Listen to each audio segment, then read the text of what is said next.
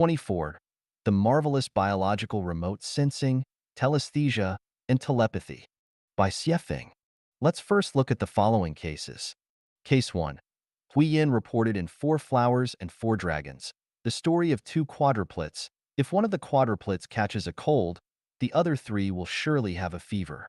Three brothers yawned in step with each other, with three little mouths opening simultaneously.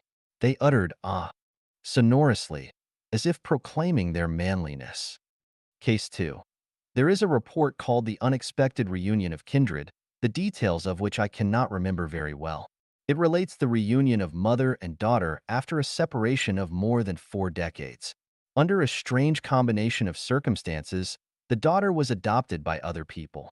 So she took the foster mother for her birth mother, and indeed, she did not know that she had a natural mother who was now old and lived alone, knowing nothing about her only child, who had been separated from her since very young. A curious coincidence brought the daughter into an out-of-way alley where she coincidentally met with an old lady. Because she had accidentally helped the old lady, she was invited by the old lady into her humble hut, where she accidentally saw a picture on the wall of the old lady when she was young. She was astonished because her foster mother had given her a photo, which had been placed at the bottom of the chest for decades. The photo on the wall was the same as the one she had placed at the bottom of the chest. After talking with the old lady, she came to know that the old lady in front of her was none other than her own mother. The mother and the daughter felt both misery and happiness. Thanks to the mercy of heaven, the old mother had eventually found her daughter that she missed every day. Case 3. Dead Body Returns Home reported that when the famous American actor Charles Cleveland died in 1899, he was buried in Galveston, Texas. The next year, a hurricane flooded the cemetery. The family of the deceased searched everywhere, but with no result. However, 28 years later, in September 1927, this magical coffin mysteriously reappeared. It drifted for 3,000 kilometers and arrived at the homeland of Cleveland, Prince Edward Island. Case 4. According to the omens of mice house moving, after the World War II, Mr. and Miss after a period of peace, those mice left the house for another time. Mrs. Macy has a hunch that something unexpected might happen again. True enough, this young industrialist died of a plane crash. It is said that the house was built by a famous lawyer who suffered lunacy shortly after the building was completed and eventually killed himself by jumping into Hudson River. Case 5. According to the report of miraculous biological telesthesia, as early as last century, Professor Gregory of Edinburgh University had introduced an experiment of Berua. In the experiment, Berua divided the 50 snails into 25 pairs. Each pair was separated from the other pairs. After some time, the same letter was written on the shells of each pair of snails, and one of the pair was brought to America, the other still remained in Paris. Later, at a given time, the snail staying in Paris was stimulated with electric current. At the same time, the one brought to American also exhibited the same electric stimulation reactions.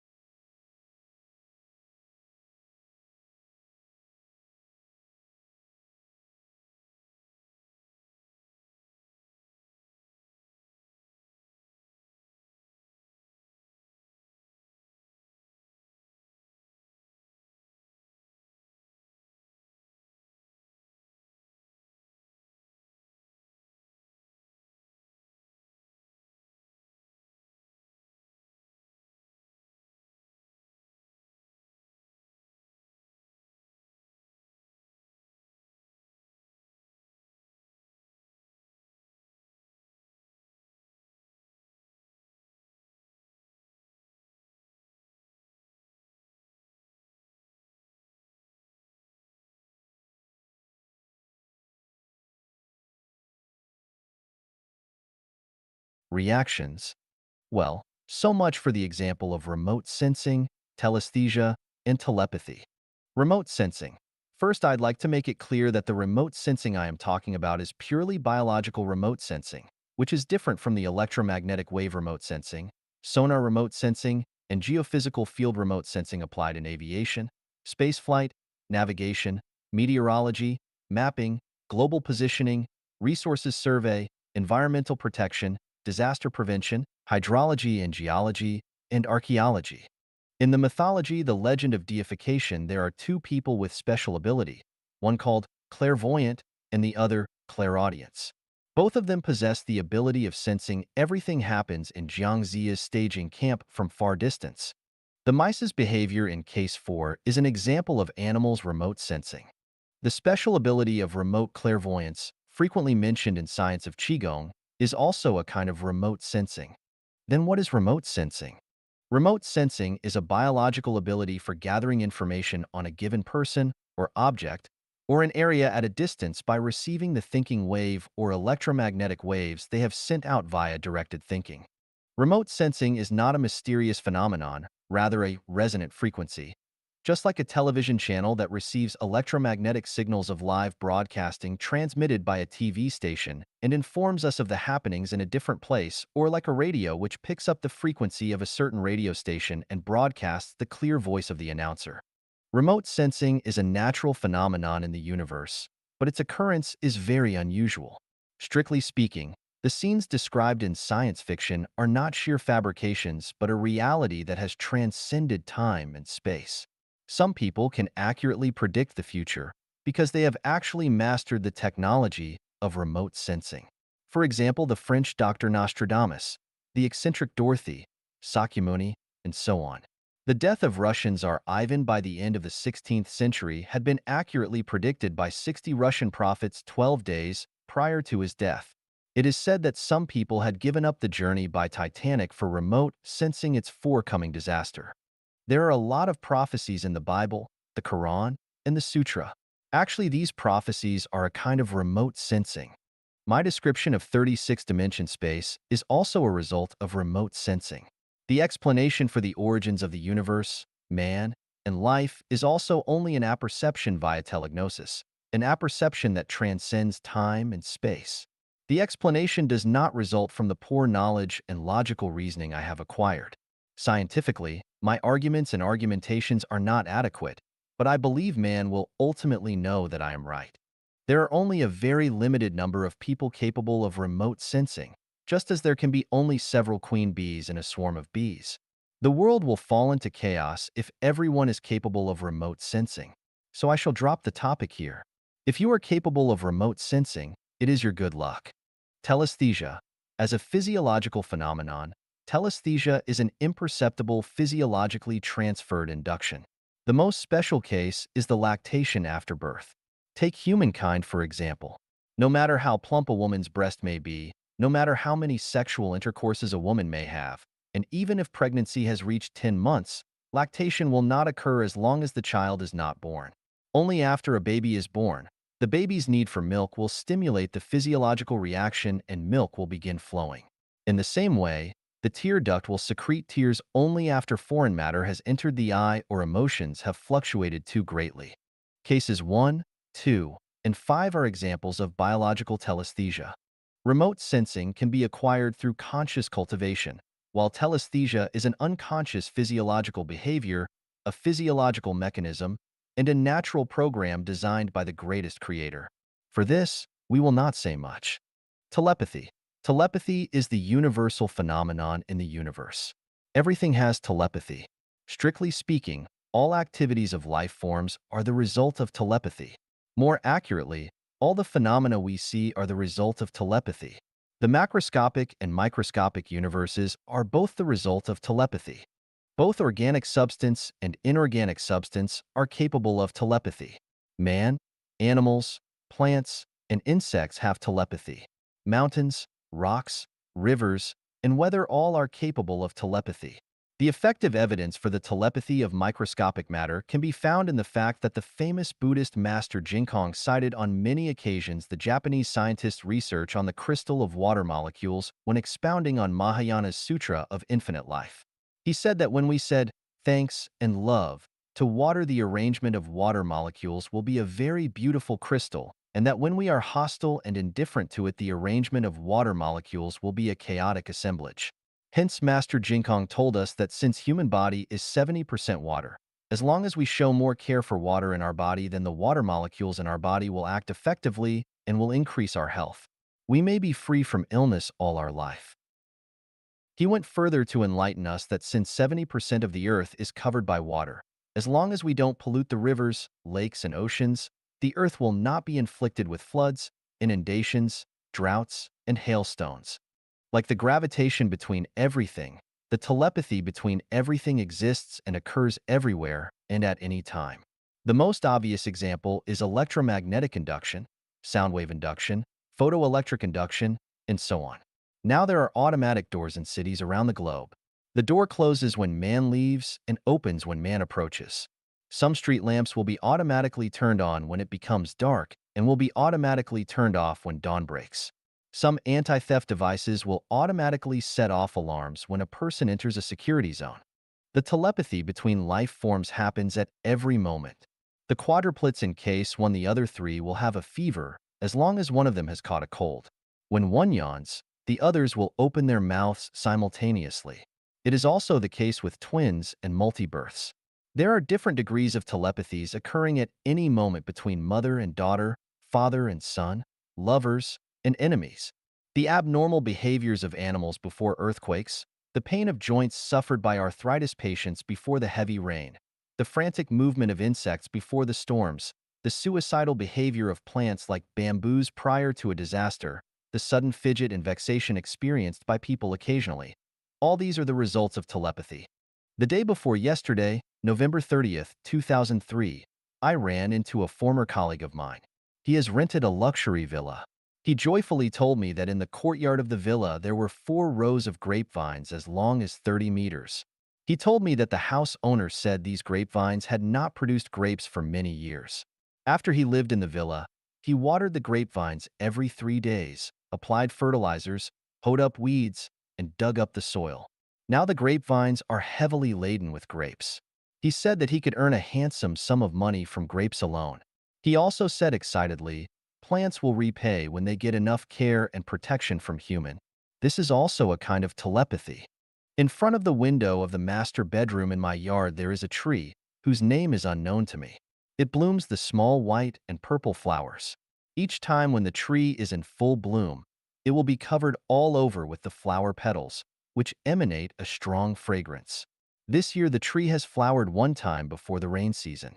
At the time I stood in front of the flowers, muttering to myself, "These flowers are so beautiful and fragrant. How wonderful it would be if the tree is in bloom every day. It would be very good if the tree can flower for many more times every year." It never occurred to me that 3 months later, the tree was in flowers once again. I asked the gardener Gift, who had worked in this compound for nearly 10 years, whether this tree would flower twice every year. He replied, "No, it flowers only once every year, and I don't know why it has flowered twice this year." Suddenly I realized that it was my wish that had prompted it to flower one more time. I felt very guilty. This is a flower tree with great spiritual nature. To satisfy my private needs, it has overstretched itself against the law of nature. It must have tried hard. The second time, the flowers have so faint a fragrance that one can hardly smell it. This is the result of overspending. I made apologies in mind. Flower tree, I am deeply indebted to you for your kind-heartedness. I understand you now. Please don't overdone yourself again in the future. Meanwhile, Life Chanyuan will try its best to protect you and all the flowers, grass, and trees. You are silently dedicated to mankind, flowering to beautify the environment, bearing fruits for people to savor, afforesting to conserve water and soil, exhaling oxygen and inhaling carbon dioxide to purify the environment, photosynthesizing to create nourishment carbohydrates for man and animals. Without you, there would be no insects, animals, and us humans. You are the foundation on which life depends. Life Chanyuan will make it its tenet to protect the life of all living things. We humans should no longer be arrogant, conceited, and ungrateful. There is telepathy between plants and man, and there is also telepathy between man and gods. I have a friend whose father was nearly 80 years old. He was kind-hearted, amicable, and genial. He was very healthy in Zimbabwe. But there was a period he was vexed and troubled, insisting on returning home, his homeland in China. My friend had no choice but to send him back to his old home. Very soon, the old man passed away while asleep. Why did the old man feel anxious and eager to return home when he was enjoying very good health and life in Zimbabwe? This is the beckoning of gods. Although without knowing, the old man had experienced telepathy physiologically. Moreover, there are also telepathies in many of our daily recreational activities. Last month, November 2003, my wife and I played poker games with some friends for 6 hours. The cards in my wife and my hand were very bad from beginning to the end. My friends had climbed over several mountains while my wife and I were still fixed at the starting point. Finally, I realized it was because my wife and I felt upset and distracted several days before. When one's mind is disturbed, the cards will also be a mess. Only if one has a calm mind will he get very good and orderly cards. You can have a try if you feel interested. Recently, another case of telepathy happened to me. I have got the habit of reading reader. Once I read several articles by the Taiwanese writer Lin Qingxian and discovered that Mr. Lin has very high spiritual nature. As far as I see it, however ignorant I may be, Mr. Lin is one of the people with the highest spiritual nature in Chinese nation. I consider it great luck and happiness to read more of his books. But I am abroad and have very little chance to buy his books. I have never expected that recently a girl of my children's generation came from China and brought me 2 books written by Mr. Lin, Search the Homeland of Soul. Why did she buy books instead of anything else for me? Why did she buy Lin Qingxuan's book instead of other books? It turned out that this was a result of my telepathy. Seth said, physiological symptoms are communications from the inner self, indications that we are making mental errors of one kind or another, that is to say, the physiological disease is an induction of physiology to psychology and psychopathy. All the wars, conflicts, natural disasters, and diseases in human history are the results of the mutual telepathy between gods, man, animals, and plants. And the deluge in the period of Noah is also the consequence of the induction of man's conceit and arrogance. Remote sensing, telesthesia, and telepathy are all an embodiment of Tao, as described by Lao Tzu in Tao Te Ching. And Tao is the materialization of the psychic energy of the greatest creator.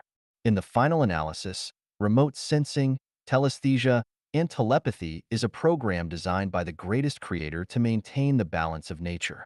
We can hence feel the unfathomable profundity of the greatest creator's wisdom. 25. 腐化新生命的养料。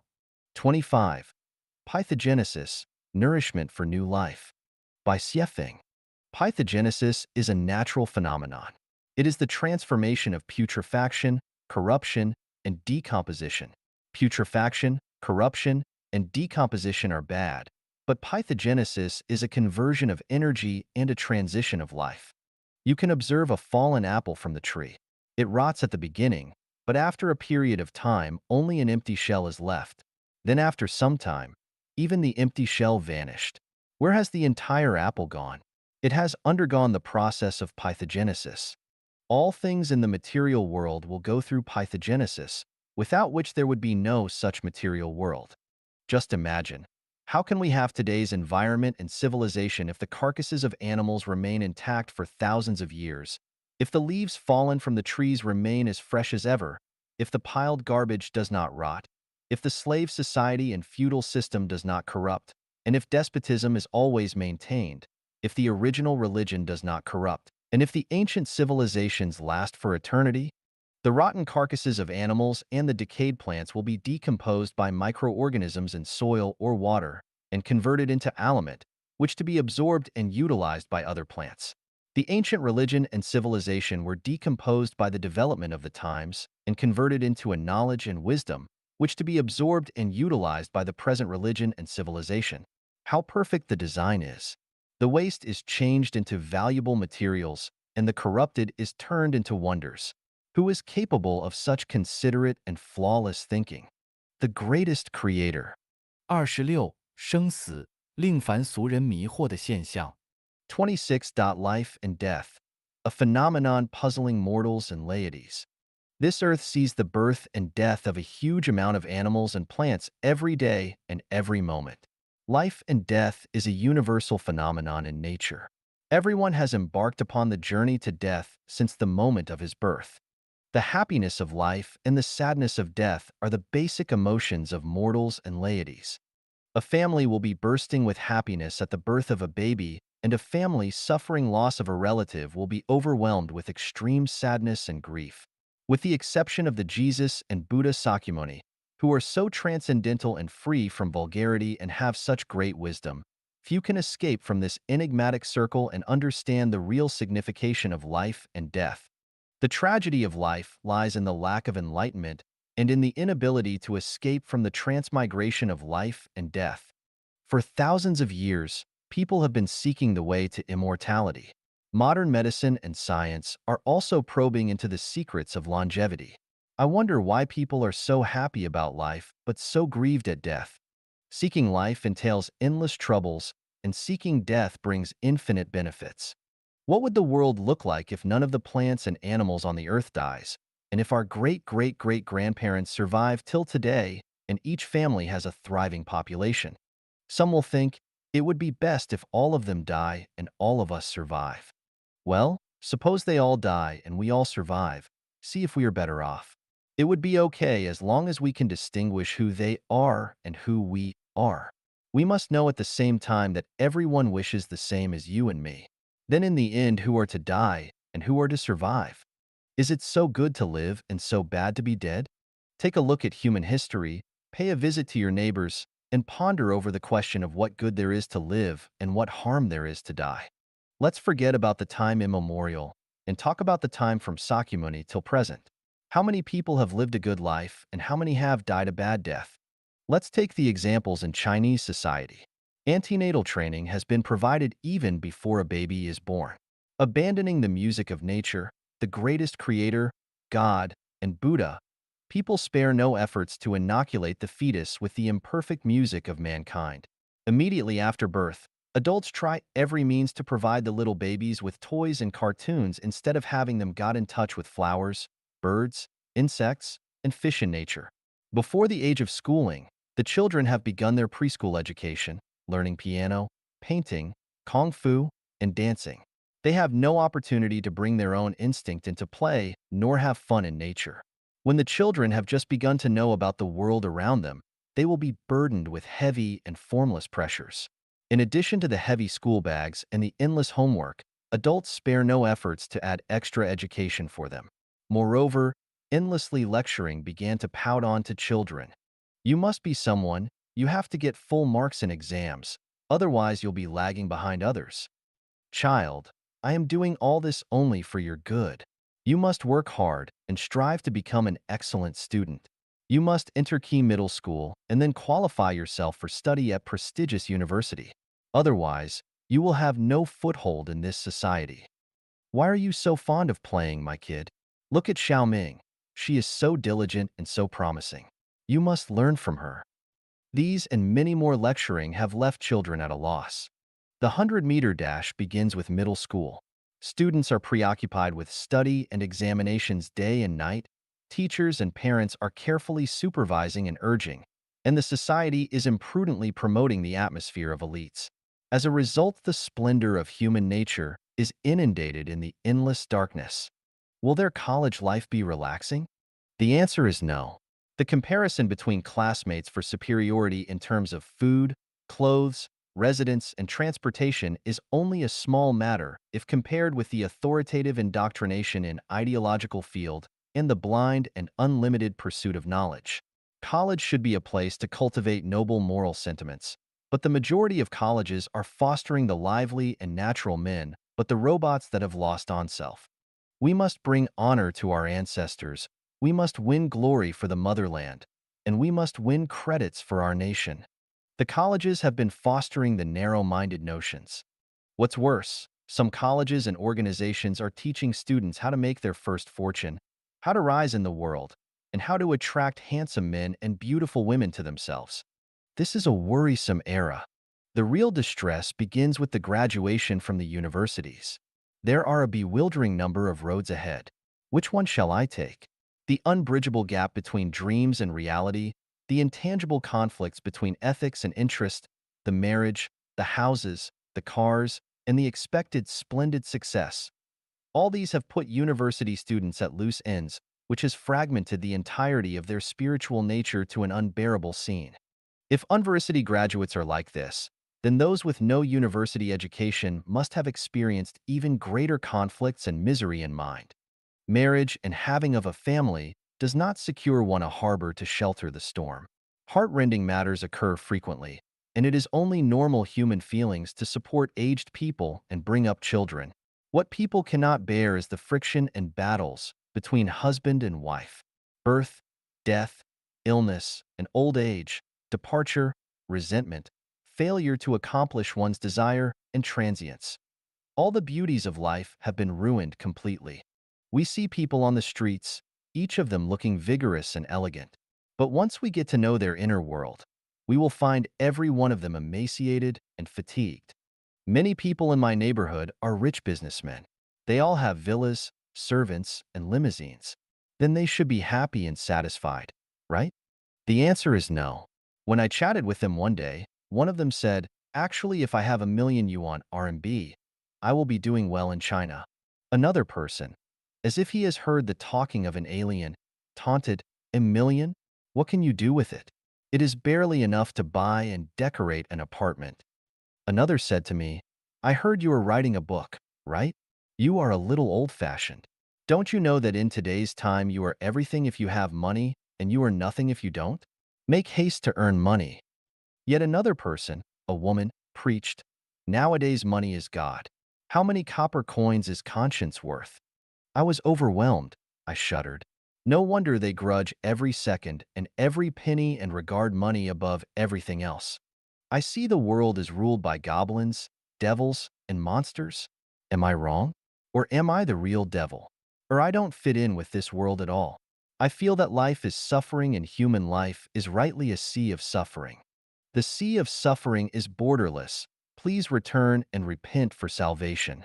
Return? What is return? Returning is death. Why die? For living is worse than death. How to die? Nirvana. How can nirvana be carried out? Self-improve and self-refine. How does one self-improve and self-refine? Raise consciousness and increase wisdom. What is wisdom? Wisdom is the supreme and complete understanding of life and death. How can one acquire supreme and complete enlightenment? By understanding what is life and what is death. Then what is life and what is death? That one is inexplicably brought into the world as a result of karma is called birth and life. That one rushes about blindly and departs the world unjustifiably is called death. Birth is accidental. Is death inevitable? Both birth and death are inevitable. Since both death and birth are inevitable and individuals have no choice and cannot resist, then why do we have to understand life and death? By understanding death and life, one can cast off life and death. How can one get rid of life and death? One can do so by reaching the realm of no birth, no death. What is the realm of no birth, no death? Elysium world is the realms of no birth, no death. What is Elysium world? Elysium world is one of the 36 dimension spaces, namely the world described by Jesus and Sakyamuni. Is there really such a world? Or is it only a tale? Yes, there is. I am telling the truth. Then please demonstrate it to me. I cannot, because it is another time-space, which is invisible to naked eyes. The mirages that occur occasionally are part of Elysium world. Then there is no way to see it? Yes, there is. What way? By the telegnosis. What is telegnosis? A man has six sense organs of eyes, ears, nose, tongue, body and mind, which are respectively responsible for the six senses: vision, hearing, olfaction, taste, touch, and telegnosis. Telegnosis is the perception in everybody's consciousness and a spiritual nature apperception. Why cannot my telegnosis have such a capability? Because your telegnosis is too dull. Why is my telegnosis dull? Because it has been polluted. What has polluted my telegnosis? Your telegnosis has been polluted by images in nature and the values of human society and your prejudices. Then how can I restore my telegnosis? By awakening to truth. What is awakening to truth? Awakening to truth means getting to the bottom of a phenomenon. What is phenomenon? Phenomenon can be anything that we see through vision, anything that we hear through hearing, anything that we smell through olfaction, anything that we can know through our taste, and anything that we acquire through our sense of touch. According to you, there are too many phenomena. Yes, Buddhism talks about 84,000 dharmapariyas, but actually dharmapariyas are unlimited. What is dharmapariyaya? Dharmapariyaya is a means to grasp a phenomenon and find out the ultimate essence of the phenomenon as essence. What is essence? Essence is something concealed, which causes the occurrence of certain phenomenon. Then what is the ultimate essence of essence? The substrate causing the essence is the ultimate essence. That is to say, the greatest creator is the ultimate essence? Yes. How do we get to know the greatest creator? This book of mine can enlighten you on the understanding of the greatest creator. Oh, I see. What do you see? The birth of man is like falling into the sea of suffering, and so it is something lamentable. The death of man, however, is like being severed from the sea of suffering, and so it is something delightful. Yes, but not entirely so. Why? Because death is not the final resting place. Why is death not the final resting place? Didn't you say that man will enter the Elysium world after death? Death is only a surface phenomenon. Behind death is the transmigration of life. Some people will return to the human world after death, some will become animals after death, some will enter the 1,000-year world, and some will go to the 10,000-year world. Only a very limited number of people will go to the Elysium world after death. So how can we feel happy if some people are even worse and are more miserable than in the human world after death? Your preaching about pre-existence, next world, and transmigration of life is too inscrutable and incredible. How can we believe in something that cannot be proved by science? Science is materialism. Science cannot prove what is beyond the material world. But the universe is composed of material and non-material. Science can only prove half of the universe, not the other half. Take my consciousness, for example. How big is it? What color is it? How heavy is it? What shape does it have? Science cannot provide answers to these and many other questions. Therefore, you cannot completely negate what cannot be proved by science. Then can you prove that man has pre-existence and next world? Yes. One is the records about pre-existence in history, which can be found in the literatures of many nationalities. Another is the record of facts by International Near-Death Research Institute. And the third is the descriptions by the sages and saints like Jesus and Sakyamuni. These are only legends, hearsays, or religious doctrines, and thus are not convincing. Can you come up with something new? Yes, homosexuality is an example. The rule for the biological world is that like sexes repel each other and unlike sexes attract each other. So why is there homosexuality? And why the homosexual love can be so dear to risk one's life? This involves the gender of his, her, pre-existence. If a woman has a pre-existence as a man, the inertia of biology will continue to play its role and will incline her to instinctively like a woman instead of a man, although she has become a woman in this life. When she meets a woman with the same pre-existence, they will chime in easily and fall in love with each other. In the same way, if a man has his pre-existence as a woman, then he will still like man in this life. Instead of morbidity, homosexuality is a spontaneous instinct, which may fade away with the passage of time. In addition, there is a saying that rivers and mountains may be changed, but it's hard to alter a man's nature. What is true nature? And why it is unchangeable? Nature is the innate characteristic. When does nature come into being? From primary school? From the time of while in mother's arms? Since the time of an embryo in the mother's body? Since the time of existence in the womb? Or since the combination of the sperm and ovum? If nature starts from the time mentioned above, there is no question of hard to alter a man's nature. then we can conclude that nature has started centuries before, which is something deep-rooted, unlikely to change in a relatively short period of time. We can observe people around us or study on some special people, then compare with the habits of some animals. We can easily figure out that certain people possess original nature of certain animals. Thus, we can conclude that such people may have been certain animals in their preexistence. For another example, for thousands of years, philosophers and thinkers have raised the question, who am I? But failed to answer. Who am I? Am I my family? No, because I am still me even without my family. Am I my clothes? No, because I am still me after I have undressed myself.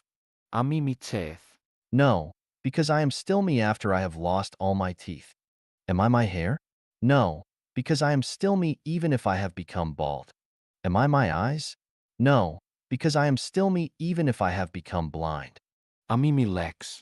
No, because I am still me even if I am amputated. Am I my heart?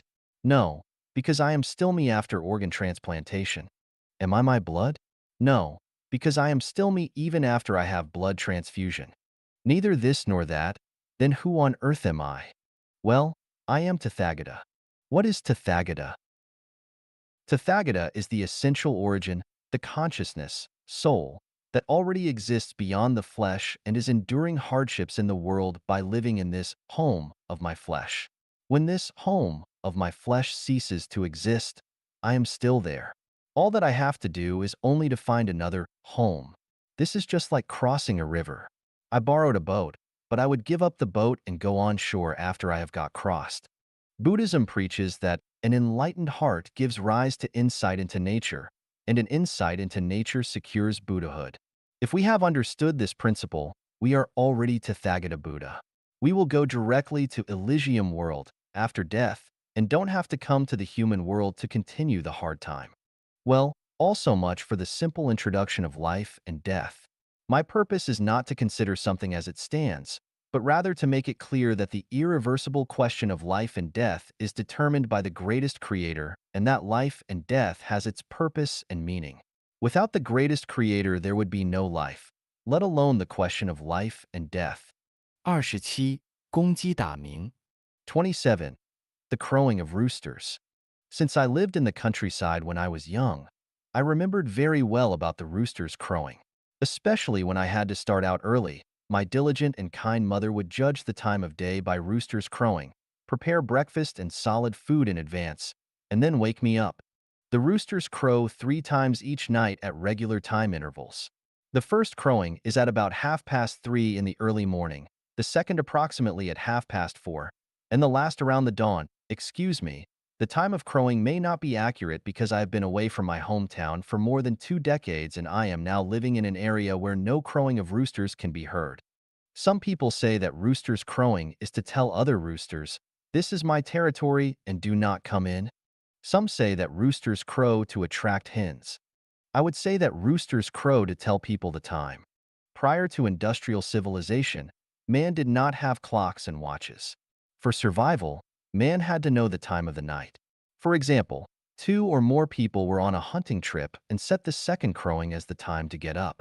Or a group of people were to complete certain tasks together and set the third crowing as the time to gather in the end of the village.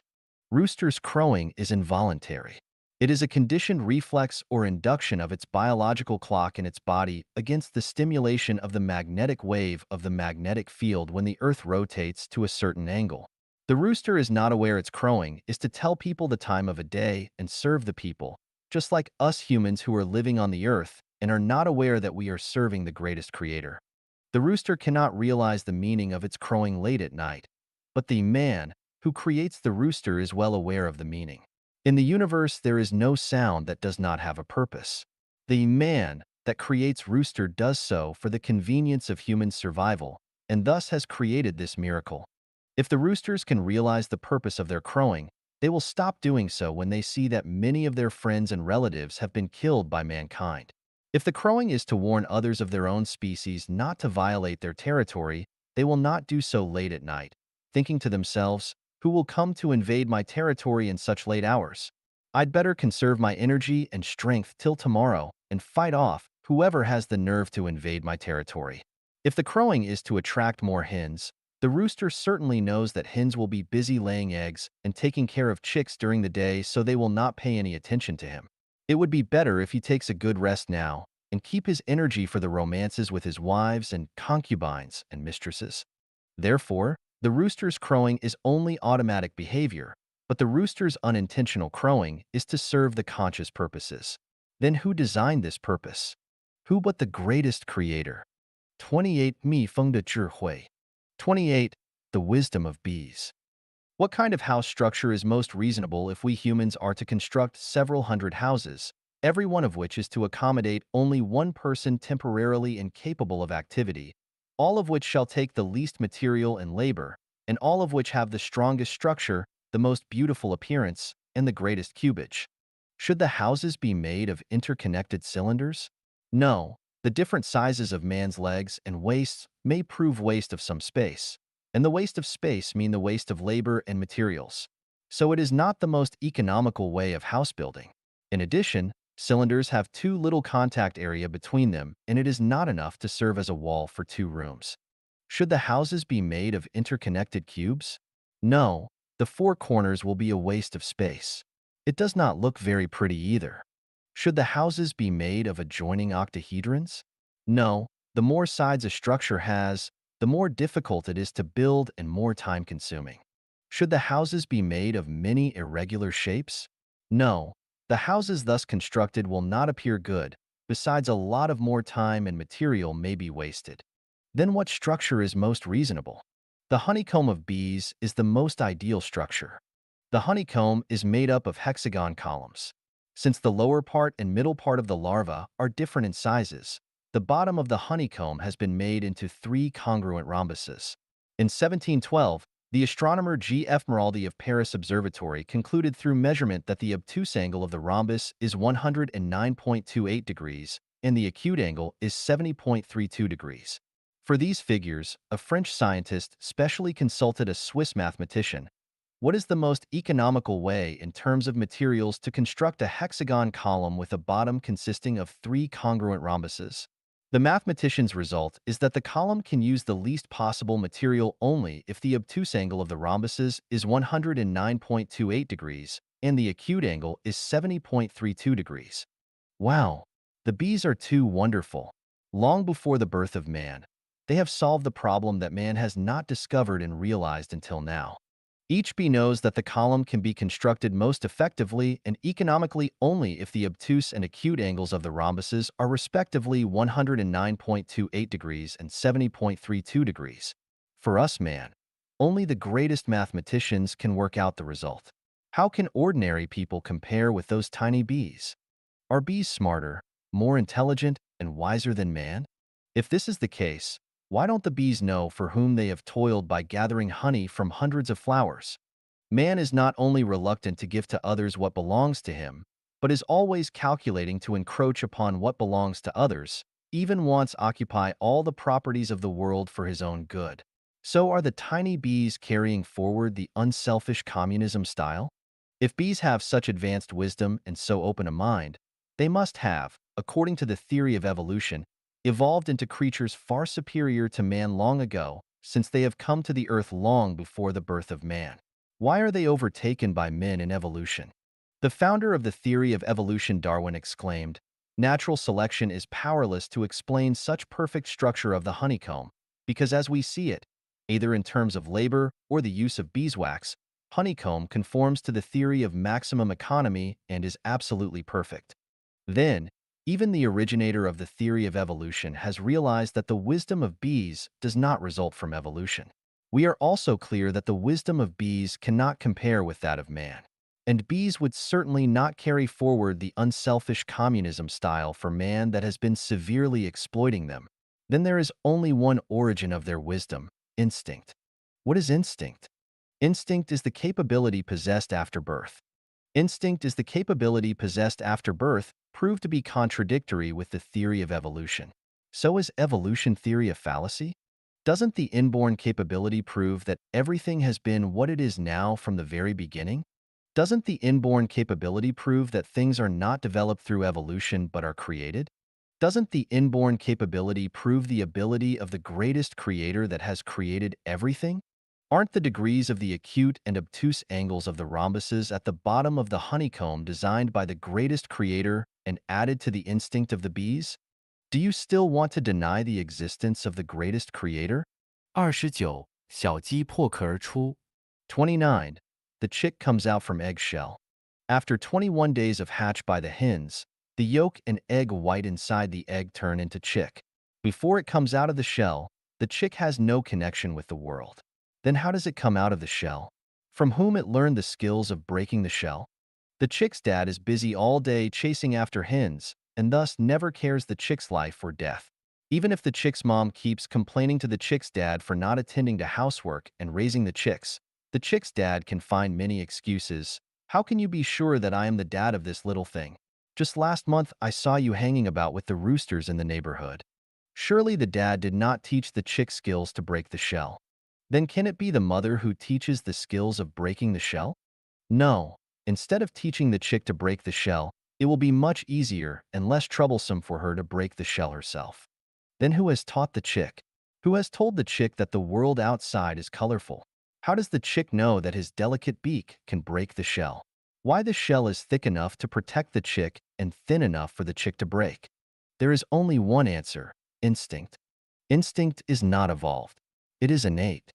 In another word, the first chick hatched from the first egg laid by the first hen on the earth already knew that its world is outside the shell, that the shell is thin enough for its little beak to break. Of course, it is not the consciousness. When the time comes, it just pecks at it until it breaks. Well, out of instinct, and that the first chick hatched from the first egg on the earth without any genetic information, then there is nothing we can do but ask the greatest creator. 30. 候鸟迁徙，奥秘在哪？30. What is the secret of birds' migration? As a young child, I used to see flocks of wild geese fly in the blue sky in my homeland in the late summer and early autumn. Just as described in the textbook of primary school, autumn is coming and it is getting cooler. A flock of wild geese is flying southward, sometimes in the formation of the fork and sometimes in a line. One day at the turn of the rainy and the dry season this year, I was queuing at a service station in Zimbabwe, where petrol was in short supply. Suddenly, some noises in the sky caught my attention. I looked out of the car window and spotted a dozen crow-like birds perched on a large tree not very far. They flapped their wings and quacked and cawed. Out of curiosity and boredom, I began to watch them, figuring that they must be holding a meeting and discussing the implementation of a certain project. Unexpectedly, however, their callings attracted more and more birds of the same species from all directions. In less than half an hour, nearly 1,000 birds had gathered. Suddenly, they flew away from the big tree and hovered and rose higher and higher in the sky. I wondered whether they were holding a party in this manner of hovering. Or were they selecting Miss International with the most elegant flight? I came out of the car and stood on the lawn beside the road, watching them. They were hovering higher and higher in the sky until they looked smaller and smaller. I wondered, are they competing for flying the highest? Unexpectedly, the birds that flew the highest suddenly flew northwest along a straight line. The others were still circling, but they also flew along the same straight line when they reached the same height, as if they had boarded a train and rode away along the fixed railway. I finally came to realize after a hard thought that those must be migratory birds. At the beginning, they clambered on the tree to hail the flock to fly together to a distant place. Later, they flew by hovering in order to increase the altitude. When they reached a certain height, they met an air current. It helped them to fly to the distant place more easily. Oh, how clever the migratory birds are! After returning home, I checked up some documents about migratory birds and discovered more surprising facts. For example, Arctic terns build nests in the Arctic Circle. They fly to the South Pole at the turn of summer and autumn. They fly back to the North Pole in the next year. Every year they travel for 35,200 kilometers. There is an oriole called Blackpoll warbler, small in size and weighs only 20-odd grams. Before autumn comes, it flies from Alaska, America to the east coast of Canada or New England, where it feasts on all the dainty food to increase its fat and strength. Then when it is turning cold, it begins a long journey of flight, first toward Africa, over the Atlantic Ocean. Then after taking over an air current, it turns to Brazil of South America. The whole journey is 3,840 kilometers at an altitude of more than 6,000 meters. The flight lasts 4 days and 4 nights. The white storks in Europe fly 12,800 kilometers to spend the winter in South Africa. The long-tailed cuckoos in New Zealand fly 6,400 kilometers to spend the winter in the Pacific Islands. Seagulls in England's Isle of Man fly from Wales to Brazil at over 700 kilometers a day for 16 consecutive days. The wild geese fly over the Himalayas mountains at an altitude of 9,000 meters. What is more incredible is that generally the older generations of cuckoos start their journey earlier. Smaller cuckoos usually start their migration a few days later. Unaccompanied by their parents, small cuckoos make their first flight to a strange place and can fly to their destination inerrably and unite with their parents. On the contrary, young starlings set off earlier than their parents and reach their destination all by themselves. Marvelous. Incredible. I wonder how they know that the cold weather is coming. How do they know which day is suitable for flight? How do they know that there was an air current at an altitude of thousands meters? How do they know that this air current would carry them to their desired place? How do they know that that remote place is now a time of spring and flowers with sufficient food? What power had propelled them to embark upon such an epic journey across oceans? How do they travel round trip without going astray? How do they identify directions while flying? How do they find their habitat without accompanied and guided by their parents? I searched for scientists' explanations and found the following 4 major answers. Something like a biological clock inside the migratory bird can sense the upcoming cold and the appropriate time to take off, and can calculate the position of the sun while flying in the sky and determine its direction and route of flying by continuously adjusting the angle between itself and the sun or stars with the help of the sun, the moon, and the stars. An inherent meteorologist, migratory birds can determine the duration of life at the habitat and the time of migration according to such meteorological conditions as temperature, lighting, wind direction, and rainfall. They can choose a sunny day to begin their flight, adjust their flying manner according to the changes and fluctuations of wind directions and barometric pressures, and make use of the ascending air current for gliding to save their energy. Extremely sensitive to geomagnetic waves, migratory birds can identify their directions according to geomagnetic waves and can decide the time of migration and habitat according to the geomagnetic information known to them. Through millions of years of evolution, birds have gradually realized the rules governing the seasonal changes of climates and have formed a fixed pattern through generations of accumulation of experience and passed on the genetic information to each succeeding generation. All the 4 explanations above seem reasonable, but a deeper analysis may discover that they are whimsical and fantastic talk. According to the first explanation, it seems that migratory birds can calculate their own positions, identify their direction, and derive the direction and route of flight according to the position of the sun. Then, how about the air current at an altitude of thousands meters? Migratory birds calculate it as well? Wow, migratory birds are far more intelligent than Einstein. A brain the size of a little finger can calculate the direction of the air current at an altitude of thousands meters in the sky without any instruments and measurements. It is too whimsical that birds can calculate the direction during the flight without the use of compasses, theodolites, boxes and needles, and calculators. This is rather absurd. According to the second explanation, migratory birds are born meteorologists who can take off on a sunny day by choosing different climatic conditions. Thus, they are far brighter than all the scientists and engineers in the meteorological bureaus in the world. The problem is, in abnormal weather, when the area of migratory birds is inflicted with consecutive days of cloudy or rainy weather, the birds would have no choice but to miss the air current in the sky and wait for the arrival of the cold current. And what awaits them will certainly be death. When swallows return from migration every spring, they can always return accurately to the nests they built the year before. It is said that the swallows in a small town in America always return at the dawn of March 29th in the following year. How shall we explain this? The third explanation is a little mythical. Migratory birds can identify the direction through geomagnetic waves and can decide the time of migration and habitat according to the geomagnetic information known to them. Are we sure that migratory birds can get to know the existence of air current at an altitude of thousands meters as per the geomagnetic waves? How can they fly to the place where they stayed the year before instead of other places simply with the help of geomagnetic waves?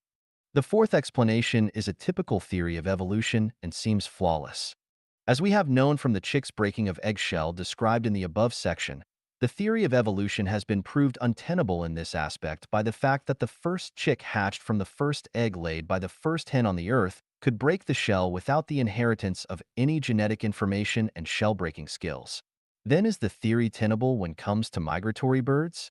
Based on the radioactive isotope determination method, scientists believed the Earth is 4.6 billion years old, animals appeared about 1.8 billion years ago, invertebrates about 4.38 billion years ago, fish about 3.80 billion years ago, amphibians about 2.9 billion years ago, and reptiles about 2.45 billion years ago. Dinosaurs died out about 1.35 billion years ago, mammals appeared around 65 million years ago, and man appeared about 1.6 million years ago. First, let's not question the method of radioactive isotope measurement, and suppose the method is accurate. Then birds must have lived on Earth for a few billion years. If the birds are clever enough to pass on to the next generation the information that enable them to identify the directions, choose the favorable habitats, fly from the North Pole to the South Pole, take advantage of the air current for flight in the sky, and accurately find the place where their former generations have stayed, then why haven't they evolved into even more advanced animals in the period of a few billion years, but are overtaken by humans who have rendered them inescapable from their air guns and the nets cast over them? Are they unwilling to go on with the evolution? Or are they suddenly stuck in the middle of evolution? If we don't believe in the greatest creator, we can only think randomly. The question of whether egg has appeared before the chick, or the chick has appeared before egg will remain a mystery for another 10,000 years. Well, I would say migration of migratory birds is that everything in nature has their definite purposes and means of subsistence, and that they each has features irreplaceable by other species. Otherwise, all will die out. What will happen if a tiger can both reign supreme in the mountain and soar in the sky? What if a mouse can dig holes and build nests on the tree? What if antelopes live on both grass and other animals? What if dogs can bear puppies and lay eggs? What if apple trees can produce both apples and watermelons? Wow, it's really amazing. The answer for migratory birds' migration is instinct, just like bees that build honeycombs with a rhombus bottom consisting of 109.28 degrees obtuse angles and 70.32 degrees acute angles. What is instinct? 31. 动物本能，上帝智慧的显现。31. Animals' instincts, revelation of the wisdom of the greatest creator. That roosters can crow, bees can build honeycombs, chicks can break eggshells, and migratory birds can migrate does not mean that these animals possess very great wisdom or are good at learning and summarizing experiences. Their instincts are the revelation of the greatest creator that has created them. Besides the above examples of instincts, there are many other instances. Termites can build air-conditioned nests. Many fishes can discharge electricity. An American eel can discharge electricity of 880 volts. Fireflies can produce light. Dragonflies can rise vertically or make design fly in the air.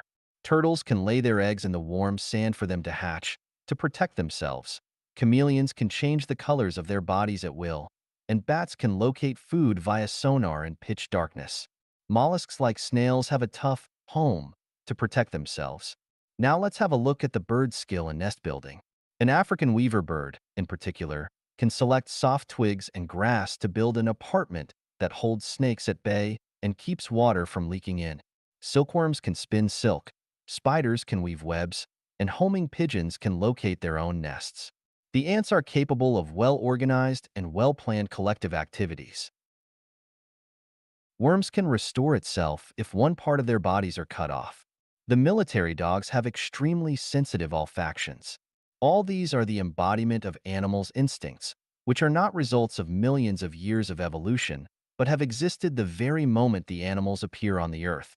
If we attribute the instincts of animals to the wisdom and talents of animals without looking for their creator behind them, then it is as if we are seeing planes flying in the sky and marvel at the wisdom and cleverness of the plane, neglecting the wisdom and talents of the manufacturer of the plane. Why don't we say that alarm clocks are wise and clever in keeping good time and giving correct time? Why don't we say that inductive missiles possess wisdom? Why don't we say that the computers are incomparably wise and intelligent while they can search millions of pieces related information in a few microseconds? Why don't we say that robots, radios, televisions, and video cameras are clever and smart? Because we know that they don't possess wisdom and talents themselves, but only reflect the wisdom and talents of their creators behind them. Then why don't we attribute the instincts of animals and plants to the greatest creator that makes them? Millions of scientists all over the world are racking their brains and investing a huge amount of manpower and money to explore the talent and wisdom of animals and plants. Have they found the root of the question? I can say for sure that if we don't look through the phenomena and investigate the power behind them, we will be seeing only the moon reflected in the water instead of seeing the real one hanging in the sky, and we will remain completely ignorant even if we are given another hundred thousands of years. When seeing a robot at work, a dog may think that the robot must be extremely intelligent and wise. The reason is that the dog does not know that the robot is made by man. Then why do we think that the weaver bird is unfathomably clever when seeing it build nests on a branch? Are we different from dogs in thinking? 32. 天女散花，蒲公英的绝技。32. Celestial beauty scattering flowers, the stunt of dandelions. I remember that when I was young there used to be clumps of dandelions growing beside the aqueducts, on the ridges of fields, and on waste grasslands in my hometown. We called them spur arrowroot, and a traditional Chinese medicine doctor called them thistle. They can be used as medicine. A perennial herb, dandelions have yellow or aubergine flowers. When the flower seeds are ripe, on the crown will grow many white flocky umbrella-shaped silky strands. With a small wind, these umbrella-shaped silky strands will carry the flower seeds and fly to a distance. My most unforgettable memory of dandelions is when I plucked a handful of flower seeds with my young playmates and placed them close to the mouth and puffed at them vehemently to see whose flower seeds can fly the highest. The blown flower seeds are like several hundreds of paratroopers who jumped simultaneously off the plane. The scene is very spectacular. One day while we were enjoying ourselves when Grandma asked us, "Look, why do these flower seeds have hair on their ends?" The answer is worthy of a piece of rock candy. Looking at each other, none of us knew the answer.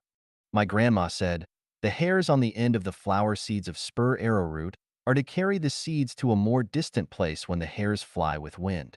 If they fall to the original place, all the seeds will grow in the same place the following year and the family will be too crowded." Oh, this turns out to be the secret. In nature, plants have a great many ways to spread their seeds. I think dandelions are the smartest. It grows hairs so that wind can scatter their seeds to a faraway place. The design is ingenious and unique and can be called a stunt in this aspect. Another plant looks a little like Siberian cocklebur, of which the leaves resemble the donkey's ears in size and shape, so is also called donkey's ear by my vernacular. I remember once my elder cousin was infuriated when he sheared for about a dozen sheep at home. Why? Because there were a lot of Siberian cocklebur attached to the sheep's wool. In each Siberian cocklebur there were about 30 bristles, and on the top of the bristle was a barb. The barbs had tightly grabbed the sheep's wool, and it was extremely difficult to take them off and had to be torn off one by one. Look, the plants that look like Siberian cocklebur are also very clever. They use barbs to clutch at anything that they come up with, so that their own children can be brought to a distant place to expand their territory of growth. I can remember another time when my wife and I went on a trip to a lakeside. We drove from Harare. After driving along Bulawayo for more than 40 kilometers and turning left for more than 10 kilometers, we could see the lake. We parked the car at the campsite beside the lake and walked along the grass clumps on the lakeside. We had to stop after walking for only 20 minutes. It turned out that the woolen skirt of my wife was covered with thousands of grass seeds, whose names I did not know. From one side of the seed stuck out a forked burr, which has a barb on its top. The barbs hitched the wools of the skirt and could not be got rid of by shaking or by brushing. We had no choice but to return to the campsite, where we spent nearly 2 hours taking them off one by one. Look, the grass also has its skills to diffuse its offspring. In addition to the methods of seed diffusion employed by dandelions, Siberian cocklebur, and grass, I have also seen another way of plant seed spreading. When I lived in room number 11 next door to Bulgarian embassy to Harare, There was a plant in the garden. I don't know its name. Looks like a small tree. One day I accidentally spotted many walnut-sized fruits on the plant. Out of curiosity, I picked one from the tree. Before I peeled it, it had exploded. With the explosion, dozens of seeds were ejected. It turned out that these fruit-like things have only a very thin husk. Inside them was air.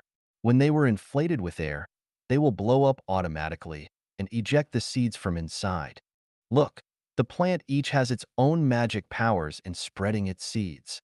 Have they themselves figured out all these wonderful methods of seed diffusion? Can the theory of evolution offer an explanation? Aren't these stunts designed by the someone who has created them? 33，神秘的金字塔昭示着什么？33. What do the mysterious pyramids show? There have existed nearly 1,000 pyramids on the earth inhabited by man.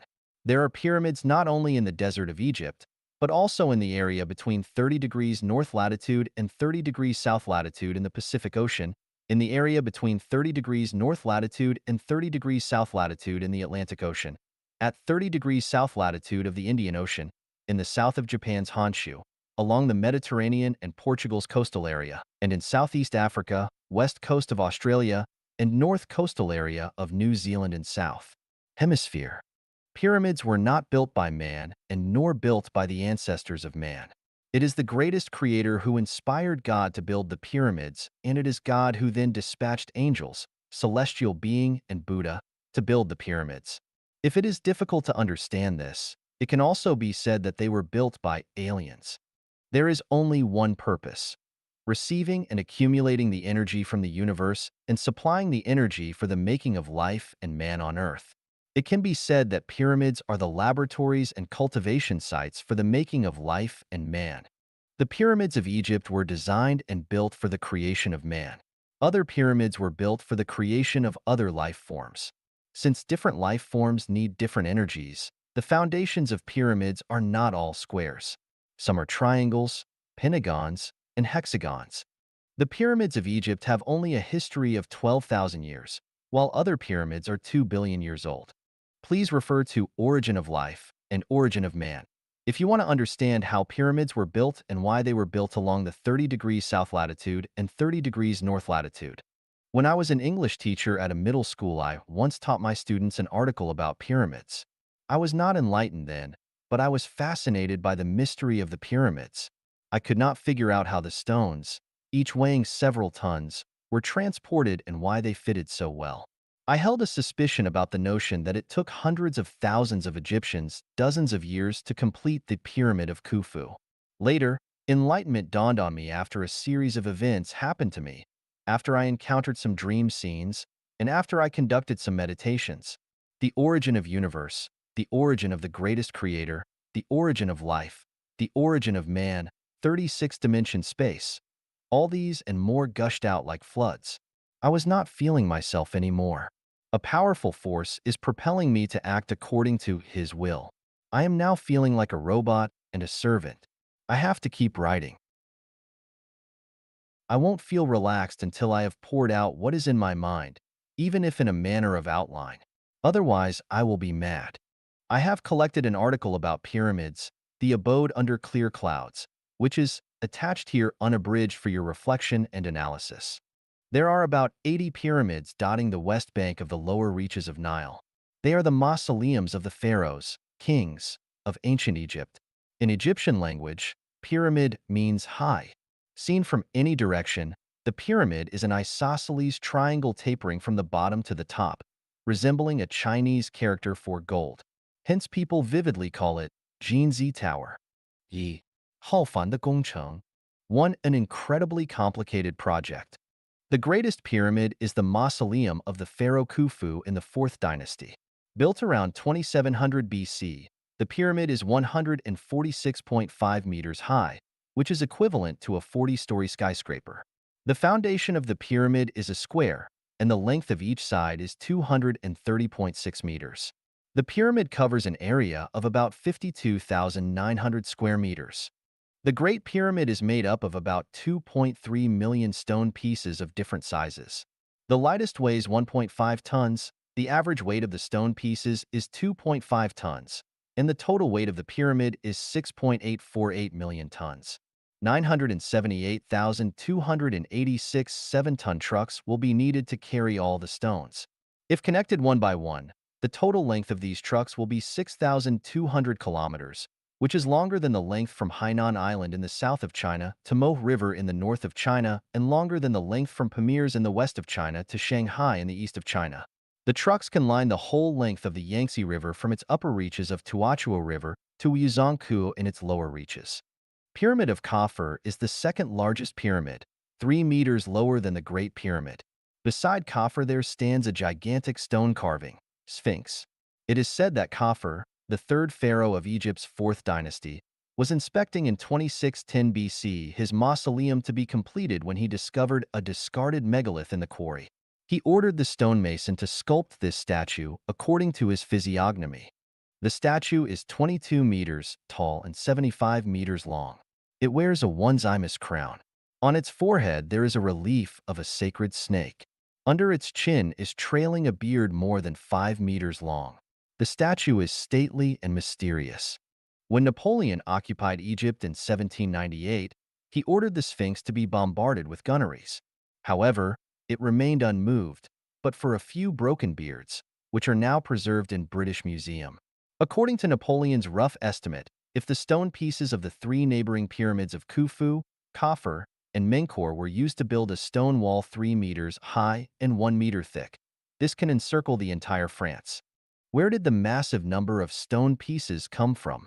The investigations show that ordinary stone pieces might have been quarried in the local place, but the 115,000 pieces of top-quality white limestone used on the outer layer might have been obtained from the quarry on the east bank of Nile. The granite in the tomb chamber might have been quarried from Aswan 500 miles away. The quarrying, transporting, loading, and offloading of stone pieces needed not only a great number of stonemasons, builders, transportation workers, and sailors, but also a considerable number of engineers, construction crew, and management team. An army with adequate power of suppression was also necessary. Moreover, these people needed food, clothing, shelter, and consumption. So there should be a massive team of service people. Of course, this group did not include old people, women, and children who had weaker power of labor. Neither did it include idle monks and nobles. According to an estimate, a national power of 50 million people would be needed to support such a construction project, but it is generally believed that the total population of the world would not exceed 20 million at around 3000 BC. What's more, there are more than 80 pyramids discovered. Even if a pyramid could be completed in 30 years, as Herodotus has said in History, a total of 2,400 years would be needed. Can Egypt sustain such massive consumption over such a long period? 二运输之谜 To the mystery of transportation. The most pressing and realistic problem was transportation. Even if Egypt had adequate manpower, it could not transport to the worksite the megaliths weighing 2.5 tons to 160 tons. Were they carried by carts and driven by horses? No. At that time, there were no carts and horses in Egypt. Horses and carts were introduced from abroad in the 16th century BC, namely 1,000 years after the building of Pyramid of Khufu. Some believe that the stone pieces were transported via rolling transportation with crow plates and logs. But this method requires a large quantity of timber. However, at that time the trees in Egypt were mainly palms, which could not satisfy the need of transportation in terms of quantity, growth speed, and rigidity. And it was almost impossible to import timbers. Some people believe that the stones were transported by water. In 1980, Havis, the superintendent-in-chief of Giza Historic Sites in Egypt, conducted sampling of core. When the drilling reached more than 100 feet, he discovered a rock at least 50 meters deep, which was possibly the port excavated in the 4th dynasty of Egypt. Later, some people also discovered the watercourse connecting the port.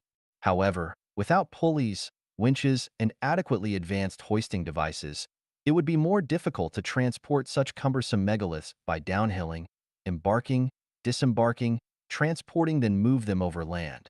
In addition, there was at least more than 50 feet of fall between the water surface and the cliff bank. And the stone materials from the east bank of the Nile were indispensable to the building of pyramids in the west bank of the Nile. Could they have transported materials by air apart from land and water transportation? This is really a mystery. A French industrial chemist has conducted research of the pyramids from the chemical and microscopic perspectives. According to him, these stone pieces are not an integrated mass, but are bonded together with lime, rock, and shells. Since the bond has very powerful adhesiveness, people cannot distinguish the stone pieces are natural or artificial. This will surely solve the difficult problem of transportation. But the 2.5 centimeter human hair discovered between the stone pieces is still not adequate as evidence for the use of bond. And this kind of bond has not been recorded in ancient books, and the chemist has not obtained any result from the analysis that employed modern means. 三建筑之谜，3. The mystery of construction. Legend has it that Imhotep, the designer and architect of the pyramid, is the first talent in history that transcended his time. His talent has surpassed the time by such an extent as to cause our natural amazement and suspicion. It is extremely difficult to turn a gigantic protruding rock into a 52,900 square meter foundation of the pyramid. They have completed the survey and construction of the foundation without the help of gradienters, power equipment, and modern meterages. The four hemlines of the foundation have a discrepancy of less than 20 centimeters, and the error rate is less than 1,000th. There is only a difference of 1.27 centimeters between its heights in southeast corner and northwest corner, and the error rate is less than 1/10,000th. The force position error between its east-west axis and north-south axis is no more than 5 arcseconds. They did not have units of measurement except for arm's length as a measurement unit. 300 arms length equals approximately 155 meters. It is really puzzling that they could construct with such accuracy. In order to ensure the everlasting of the pyramid, the designers did not use a single pole or a nail to avoid hidden trouble because wood is liable to decay and iron is susceptible to rusting. There are not any bonding materials between stone pieces, but they fit perfectly. Even the thinnest blade cannot stick in. How the chunks of stone were hoisted and placed one upon another is an even more mysterious subject that provokes endless guesses. Some people said that a wood boat-shaped tool was used to lever the megaliths up and laid them one after another. But where did the fulcrum and ropes that could lift several, dozens of, or even more than 100 tons of stone come from? Some people claim that sand-filling method was employed. Sand was piled along the pyramid's foundation. The sand pile would rise with the height of the foundation and acted as scaffolds. After the pyramid was accomplished, the sand would be cleared away. Now let's work on a mathematical problem. The 146-meter pyramid is a cone with a square bottom and a pointed top. The foundation of the pyramid is a square with a side length of 230 meters. Question: what is its volume? If the periphery of the foundation is surrounded with sand to form a slope for the transport of stone and the angle of the slope is 30 or 25 degrees, then how long will be the hemline of the sand pile? Suppose the height of sand pile is also 146 meters. How many cubic meters of sand will be needed? Where does all this massive amount of sand come from? Besides, the filling and removing of the sand would double the workload. Some people said that salt filling method was employed with the same procedure as sand filling method. After the pyramid was completed, water could be used to dissolve the salt, and there was no need to move it away. But it would be much more difficult to obtain so much salt. In addition, a storm would melt away a whole salt slope. It is also believed that the mud bricks of the Nile were used to build the twisting slopes, which rose layer by layer. The result was similar to that of the sand slope, the only difference being that mud bricks were less available than sand. There is an entrance 13 meters from the ground in the north of the pyramid. Ever since the 9th century, tomb robbers, explorers, and investigators have frequented the pyramids in close successions. However, its inner structure remains a mystery. There are labyrinth-like passageways and tomb chambers inside the pyramid. The walls are smooth, decorated with reliefs. The passageways have neatly constructed steps extending like venation toward the tomb chambers deep underground. The chamber has vent holes leading outside the pyramid. It is said that the soul of the dead can freely enter and go out of the pyramid through these holes. Strangely, the two vent holes aim at Draco, eternity, and Orion, resurrection, respectively. They are probably the places where soul is spiritualized. 3 such chambers have been discovered, while archaeologists believe that there are at least 4 more chambers to be discovered. Could people 4,000 years ago accomplish such ingenious and exquisite designs and conceptions? Most surprisingly, there have been no traces of torches used for lighting in any mausoleum. Archaeologists have used modern instruments to analyze the dust that have been accumulated for 4,600 years. No ashes have been discovered, neither are there any traces suggesting that soot have been scraped off. We should know that these instruments can analyze the 1 millionth of the chemical ingredients inside each particle of dust. They could not have carved reliefs, cleaned chambers, or moved the corpse of the pharaoh in total darkness. What kind of lighting have they used? Until now, we have found no clues in this aspect. 四数据之谜，For the mystery of figures, archaeologists, architects, geographers, and physicists have been puzzled by the accurate equations revealed in several figures. Equation 1. The 15th power of pyramid deadweight times L0 equals the weight of the Earth. Equation 2. Pyramid height times 10 billion equals the distance from the Earth to the Sun, 1.5 billion kilometers. Equation 3. Pyramid, the square of the height, equals the area of the triangle surface. Equation 4. Pyramid, the perimeter of the bottom. Height equals circumference ratio, radius. Equation 5. Pyramid, the perimeter of the bottom times 2 equals longitude in time at the equator. Equation 6. Pyramid, the perimeter of the bottom divided by height times 2 equals circumference ratio, pi equals 0.3.L4L59. Who would believe that these figures are just cases of coincidences? Furthermore, the longitude running through the pyramid is the meridian of the Earth, a line that divides the land and oceans into equal halves. The foundations of the pyramids are located rightly in the gravitation center of each continent. In addition, the dimension of the Great Pyramid and the magnitude of the North Hemisphere are extremely similar in proportions. Thus, it has been inferred that Egyptians have worked out the oblateness of the Earth 4,000 years ago. The positions of axes of the Earth's 2 poles are changing every day, but after a cycle of 25,827 years, they return to their original positions. The sum of the diagonals of the pyramid is rightly 25,826.6. We know that the Pythagorean law was not discovered until 1,000 years after the completion of the pyramid, and that not until 300 years later did Zhu Chengji work out the circumference ratio to such accuracy. The accurate calculation of the ratio came out in the West until the 16th century. Columbus discovered America 4,000 years after the completion of the pyramid, and from then people began to have an initial understanding of the distribution of oceans and land in the world. Today, nearly 5,000 years after the completion of the pyramid, we are finally able to work out the weight of the Earth and the distance between the Sun and the Earth. But how could people 4,500 years ago conduct such accurate calculations? 五万古长存之谜， 5. The mystery of its long-lasting existence. It is said that of the 7 great wonders of the ancient world, some have collapsed and some have disappeared with the passage of time, and only the pyramids have stood the test of time and still stand towering. What is the secret for its permanent existence? Let's first do an experiment. Pour slowly a certain amount of rice, sand, and gravel respectively. Soon 3 cones will be formed. Although they are different in quality, they are quite similar in shape. If you conduct a measurement, you will find that their cone angles are all 52 degrees. This naturally formed angle is the most stable angle and is called the limiting angle and stable angle of natural falling. Strangely, the angles of the pyramid are exactly 1.50.9 degrees. This shows that it has been built according to limiting angle and stable angle. The wind in the desert is vehement. Because of the pyramid's unique shape, the swift and fierce wind cannot but climb slowly along the bevel or edges and corners, and the wind-receiving surface of the pyramid becomes smaller from bottom to top. The wind-receiving surface approaches 0 at the top of the pyramid.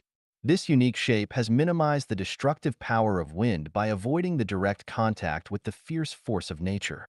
It is also known that the deflecting influence of the magnetic line may cause the collapse of buildings or even high mountains. The foundation of this pyramid is rightly in the center of the line of magnetic force. Thus, the foundation will move with the magnetic line and move with the movement of the Earth. As a result, it bears only very weak swing, and the earthquake has very limited effect on it. The mystery of the pyramid's stability lies in the angle of 52 degrees, the shape of Tyrus, and the position of in-phase movement with the line of magnetic force. But who can tell us how people 4,500 years ago knew that the angle of 52 degrees was the stable angle? How did they know the use of Tyrus could solve the battering of Desert Storm? How did they know that they could place the massive foundation in the center of magnetic line? 六、微波谐振腔体和宇宙波。6. Microwave resonating cavity and cosmic wave. Man is mortal, but why did they dedicate so much labor and wealth to building a storeroom for a carcass? Are there any other reasons except for the king's luxury and extravagance? Yes, there are. The scientists' researches indicate that the shape of the pyramid has enabled it to store a strange energy, which can cause the carcass to rapidly dehydrate and speed up mummification. The dead can thus wait for the resurrection sometime in the future. If you put a rusty metal coin inside the pyramid, very soon it will glitter. If you place a cup of milk inside the pyramid, it will remain fresh after 24 hours. If you have a headache or a toothache, stay in the pyramid. An hour later, you will feel detumescence and relief of pain. If you suffer neurosis or exhausted, stay in the pyramid for a few minutes or a couple of hours and you will feel refreshed and energized.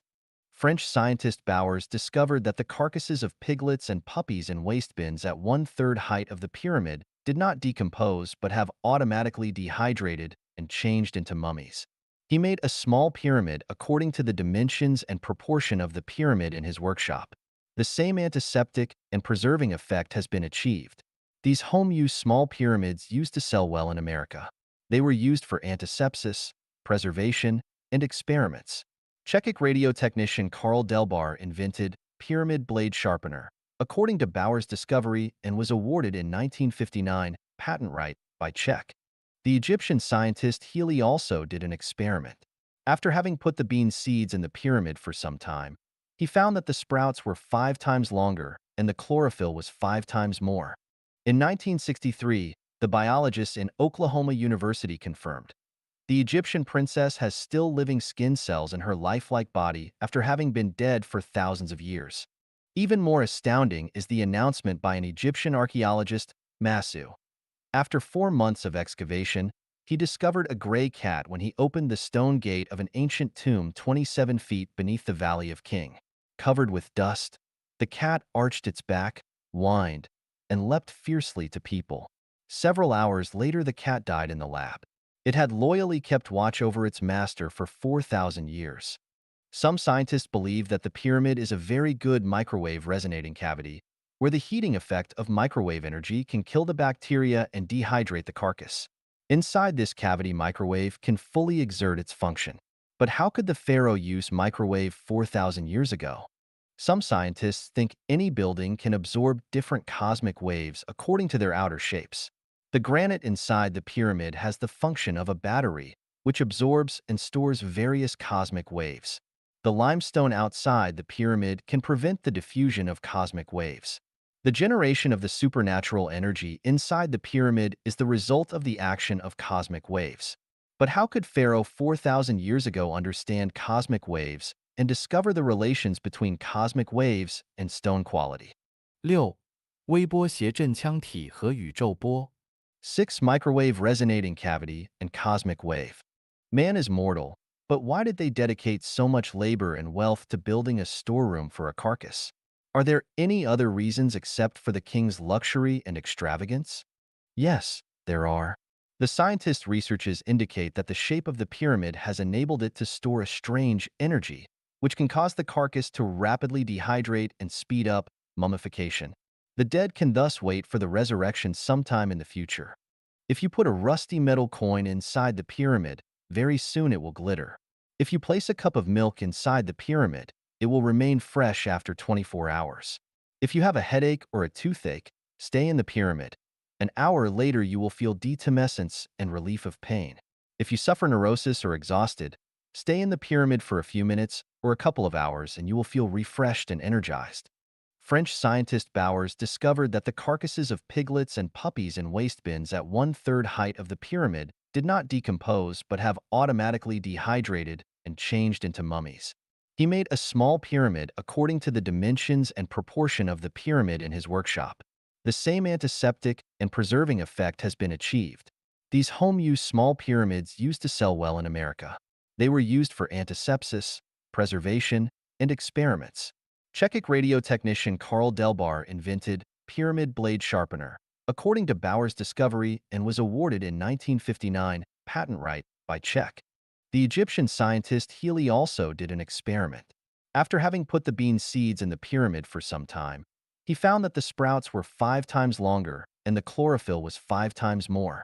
In 1963, the biologists in Oklahoma University confirmed the Egyptian princess has still living skin cells in her lifelike body after having been dead for thousands of years.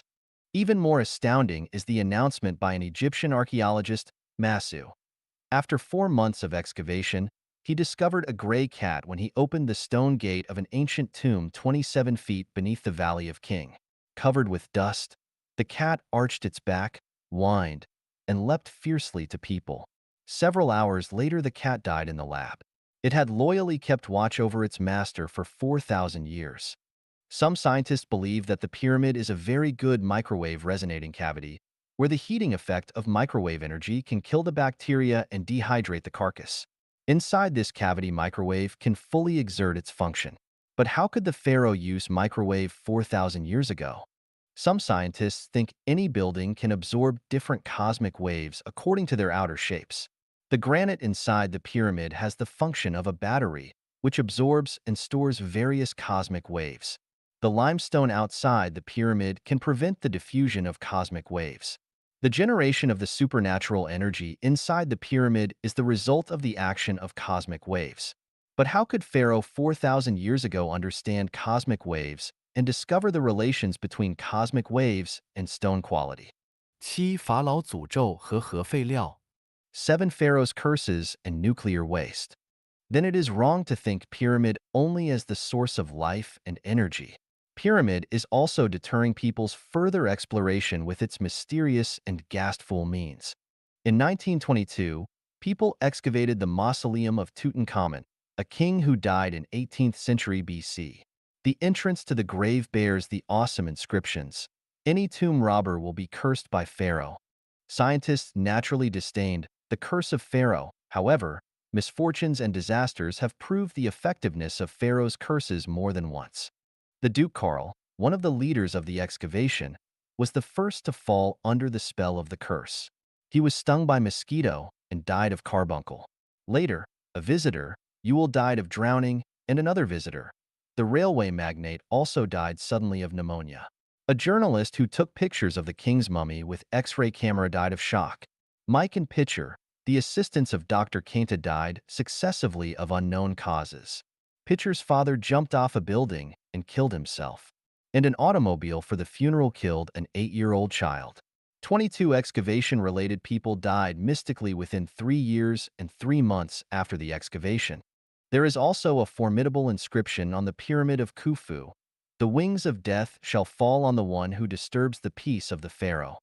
Dr. Jaslam Ertea of Cairo University believed that an aspergillus inside the mummy can cause the afflicted person to suffer inflammation of the respiratory system, erythema on the skin, and finally death due to dyspnea. American Medical Monthly once published an investigation report. As many as 40% of the 100 British visitors to the pyramid died of cancer at an early age within the next 10 years. Those who were bold enough to climb to the top of the pyramid all died of stupefaction that occurred very soon. Recently, the chemist Professor Dawe Doafan of Baylor University in Miami has detected the decayed radiation in the pyramid, which is obviously the main cause of cancer for the British tourists. But outside the pyramid, no one has been affected. It can thus be seen that the structure of the pyramid can prevent the leakage of radiation. Hence, he proposed a novel inference. The pyramid is the nuclear waste storeroom for prehistoric aliens. Well, the above introduction and analysis of the pyramid is very incisive. There is no need for me to make any further explanation. Facts show that pyramids were not built by man, and that they were not the mausoleums of pharaohs either. There are many reasons for the burial of the pharaohs' bodies inside the pyramids. One major reason is to prevent the unnecessary troubles caused by the disclosure of the angel's secrets in the creation of man and successively imitated by man or aliens. Pharaoh is the most dignified of man. With the body of a pharaoh placed inside a pyramid, people would not try various means to enter the pyramid out of respect for the pharaoh. In this way, the secrets would not be revealed. Then how can we explain the pharaoh's curses? 34. 法老的诅咒，神的约束。34. The pharaoh's curses, the constraint from God. Then what punishment will be met out for those daring to break into the pyramid? By the pharaoh's curse, all those interlopers would be killed so that no secrets could be leaked. Then what is the pharaoh's curse? When Carter and others entered a spacious chamber beneath the pyramid, they discovered a clay board on which was written, "Death will spread its wings to strangle anyone daring to disturb the peace of the pharaoh." On another statue was carved, "I am the one who guard the tomb of Tutankhamun and fight against the tomb robbers away with the help of burning desert." The above are the two curses from the pharaoh. Then can the pharaoh's curse really cast an irresistible spell? Let's look at some of the examples collected. Camerower, who was responsible for the excavation, died suddenly of serious illness soon after the tomb was opened on December 5, 1922. His sister wrote in her memoir, "I heard him crying with high fever. I have heard his calling. I will follow him before his death." Another responsible person, Carter, died at the age of 65 in 1939 without being cursed, yet his favorite pet canary was bitten to death by a snake one day. His daughter hanged herself shortly after her father's death, leaving a suicide note, "I can no longer endure the curse." In addition, one of Carter's assistants died suddenly of pulmonary disease 3 years after the excavation. Another assistant died suddenly at the age of 45 in 1929. The British investor of the excavation project, Cannabon, died miserably of an insect bite within half a year after the completion of the project. At the time, the nurse attending him heard him crying before his death, "I am over, because I have already heard the calling." Later, the nurse also died inexplicably. 6 months after his death, his half-brother Captain Hebard committed suicide because of schizophrenia. In 1939, his mother-in-law also died suddenly, said to be of an insect bite too. The American railway magnate Grutter died suddenly of plague shortly after visiting the mausoleum. The zillionaire of South Africa, Theo, drowned himself unexpectedly shortly after he returned to the yacht from the visit of the gold mask of Tutankhamun on the excavation site of the tomb. Professor Richard, who conducted the X-ray examination of the mummy of the pharaoh, died of a high fever a few days after the examination work. Curator of Cairo Museum Mechelin died barely 4 weeks after he claimed that he did not believe in curses. The doctor confirmed that he died of a heart attack. By the end of 1923, 22 people participated in the excavation died unexpectedly of sudden illnesses consecutively. In 1971, the archaeologist Emery died shortly after being attacked by total paralysis on his unsuccessful trip to search for the ancient tombs 30 kilometers south of Cairo. Professor Dormethrin, who entered the tomb to copy the inscriptions, also met tragic death.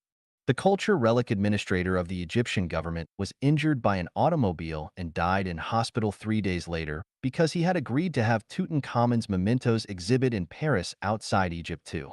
His daughter was also killed in a traffic accident. Dr. Mio here is preparing Egyptian antique exhibition, died suddenly at home 1 week after he signed the exhibition agreement.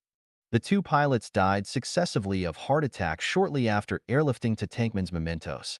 When the gold mask was on display in America's San Francisco, a police officer was suddenly hospitalized because of heart attack.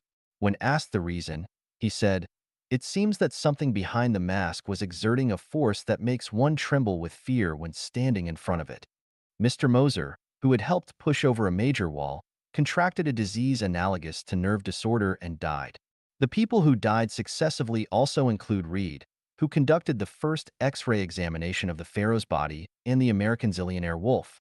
According to investigation, the sudden deaths of at least 40 archaeologists were related to the mausoleum of the pharaoh. The above is only a record of the deaths of some celebrated people. How about other anonymous participants? Many must have died unknowingly. But because of anonymity, no one would bother to explore the reason of death. Around 1900 years before the excavation of Tutankhamun's tomb in 1923, someone excavated a stone coffin in Egypt's ancient tomb, on which was inscribed, "Whoever has touched this stone coffin will be met with disaster or be drowned in the sea." Indeed, participants have died unexpectedly one after another. Later, the stone coffin was bought by an American zillionaire and was taken abroad, Titanic bound for America in March 1912. It never occurred to people that Titanic collided on the sea unexpectedly with an iceberg appearing out of nowhere, and the stone coffin was swallowed along with the large ship. The above is a collection of materials concerning the deaths of personnel related to Egypt's tombs. Please use your own discretion as to the truth of the materials. If you don't believe them, you may well try out the results by going to embrace the gold mask of Tutankhamun or personally visit the ancient mausoleum. Since the pyramid is the womb for the birth of mankind, filled with unlimited mysteries, which once discovered by man, will have a direct bearing on the question of whether man should continue to exist on Earth. Just like the modern cloning technology, the mass reproduction of man will pose a direct threat to the balance of various space life forms and destroy the transmigration order of life. Man should be kept from taking such risks. If the dogs we keep in our homes gradually acquire the wisdom of man, then shall we continue to keep them or dispose of them? If a curious person wants to pry into the top secrets of the Defense Ministry, we will first adopt protective measures like guards and electronic protection. But what shall we do if he has already gained access to the confidential chamber? Shall we watch helplessly and let him expose the top secrets? Prying into others' secrets is an extremely dangerous act and a stupid behavior that asks for unnecessary troubles. The secret priors may suffer the punishments corresponding to the levels of the secrets, like intimidation, tongue-cutting, exoculation, imprisonment, and killing. Let's behave in an honest manner and keep ourselves from being misled by curiosity to death. All mystery will ultimately be revealed, but it takes time to do so. Now it is not time yet for people to pry into such secrets. When opportunity strikes, certainly someone will explain the secrets. Anyone who is proficient in cloning technology, I'd better keep quiet here. Just think it over. Well, that's all for my talk about the pyramid and the pharaoh's curses. Can we sense the existence of the greatest creator from these mysterious phenomena? 35. 神秘的百慕大为何神秘？35. Why is the mysterious Bermuda so enigmatic? I am not at all surprised and suspicious at the mysterious and strange phenomena in geography because more than 2 decades ago I personally witnessed a miraculous scene on Si'er Mountain in Zhangjiago City, Hebei Province. I was studying at a school in Zhangjiago then. I used to invite several classmates to go climbing on Sundays. Once halfway up the mountain, we saw 3 closely linked caves at the intervals of less than half a meter, each of them about 1 meter wide. We looked into the caves out of curiosity. I did not remember which cave we looked first. I only remembered that in one cave cold wind blew on our faces. In another cave droplets of water were dripping into the small ponds inside the cave. And in the third cave there was neither wind nor water, but the cave was covered with ice.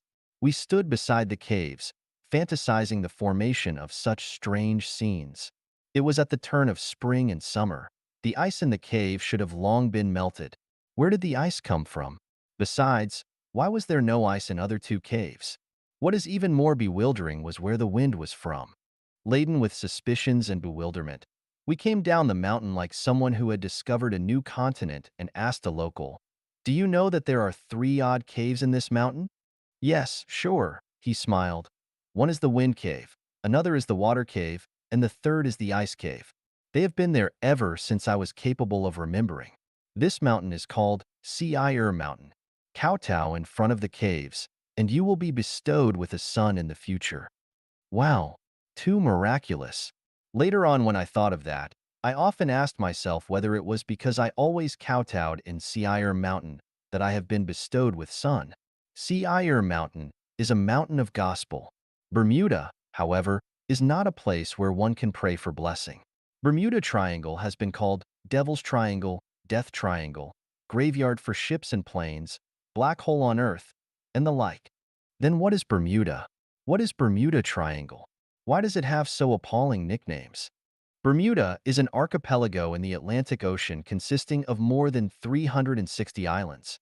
Bermuda Triangle refers to the triangular maritime space formed by Bermuda Islands in the north, Puerto Rico of the Caribbean Sea in the south, and American Florida Peninsula in the west. Bermuda has been called Death Delta because a lot of mysterious shipwrecks and plane crashes have frequently happened in this area. The selected several reports to help you to realize the mysteries of Bermuda. How appalling and mysterious the sea area of Bermuda Triangle can be. As early as 500 years ago, the famous explorer Columbus encountered magical and formidable natural scenes there.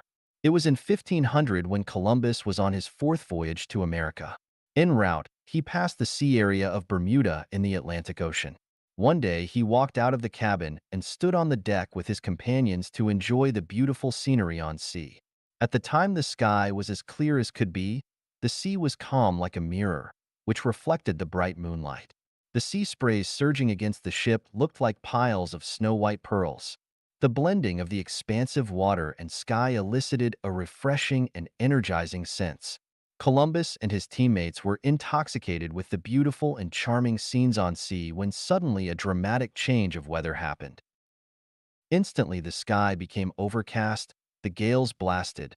The sea water built up into crests of dozens of meters and crashed against the deck like crushing water walls. At that time, it seemed that the ship was navigating through the gorge, where no sunlight was visible. With the ship bumping violently on the sea, Columbus was nervously commanding the sailors, attempting to bring the ship to the nearest berth along the coast of Florida. Although all people aboard made concerted efforts to turn the course of navigation, all the navigation equipment in the ship failed to function at that moment. All the sailors felt confused and disoriented. Without the direction, the ship acted like a runaway horse, no longer at the command of the sailors. They could do nothing but let it drift, praying that they could escape from the treacherous situation. Luckily, they finally managed to get out of the raging wind and surging waves after days and nights of struggle. All went back to normal, and the ship sailed forward steadily and smoothly.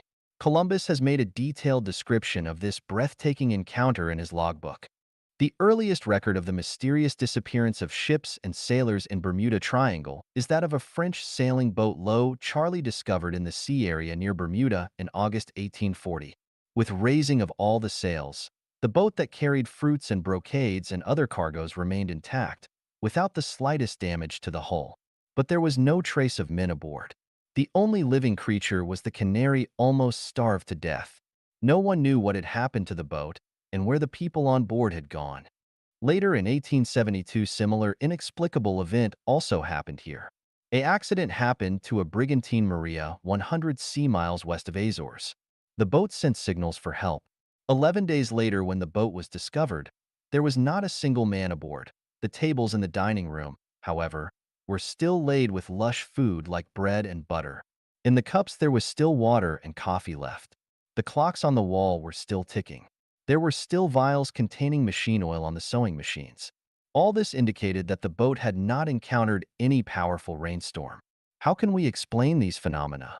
In December 1945, on a flight training, Captain Taylor of America's 19th Aerocade led 14 pilots in 5 Avenger torpedo bombers to take off from Fort Lauderdale Airport. As an experienced pilot with 2,599 hours of flight, he had no difficulty at all in accomplishing such training tasks. But when the Aerocade flew over the Bahamas base, suddenly received the calling of Captain Taylor, "My compass has failed functioning. I am over the unconnected land." In the following 2 hours, the radio communications were frequently interrupted, but they still could know from the signals that they were flying north or east. At 4 o'clock in the afternoon, the headquarters received Taylor's calling, "I cannot figure out my position.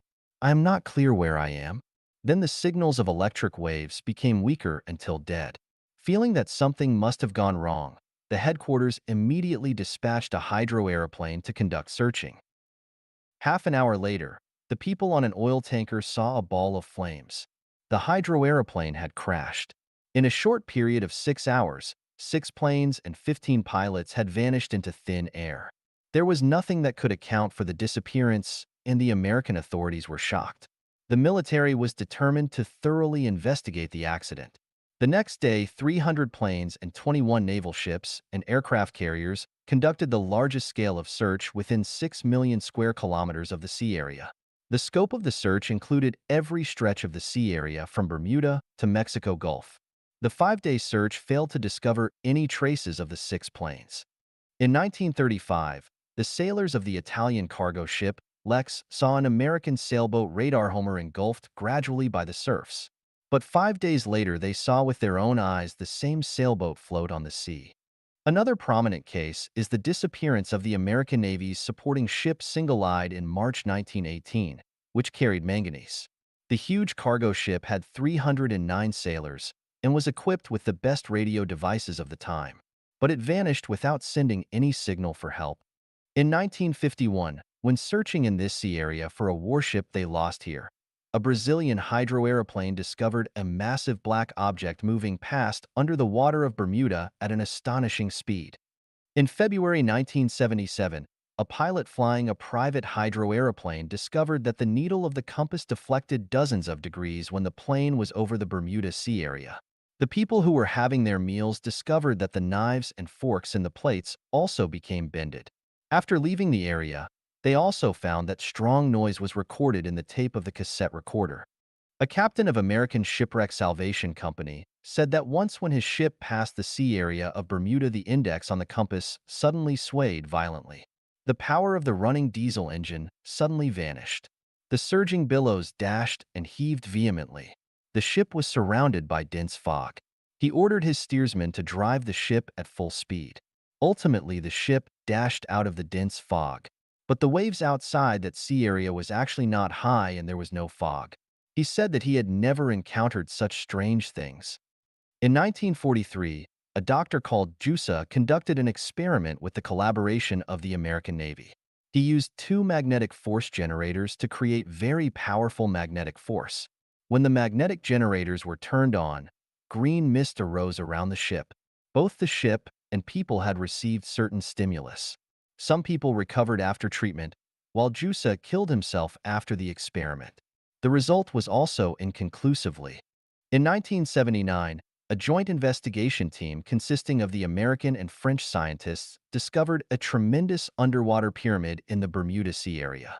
According to the photos taken by the persons dispatched by Charles Blease, the honorary curator of America's Miami Museum, the underwater pyramid was even greater than the Great Pyramid of Egypt.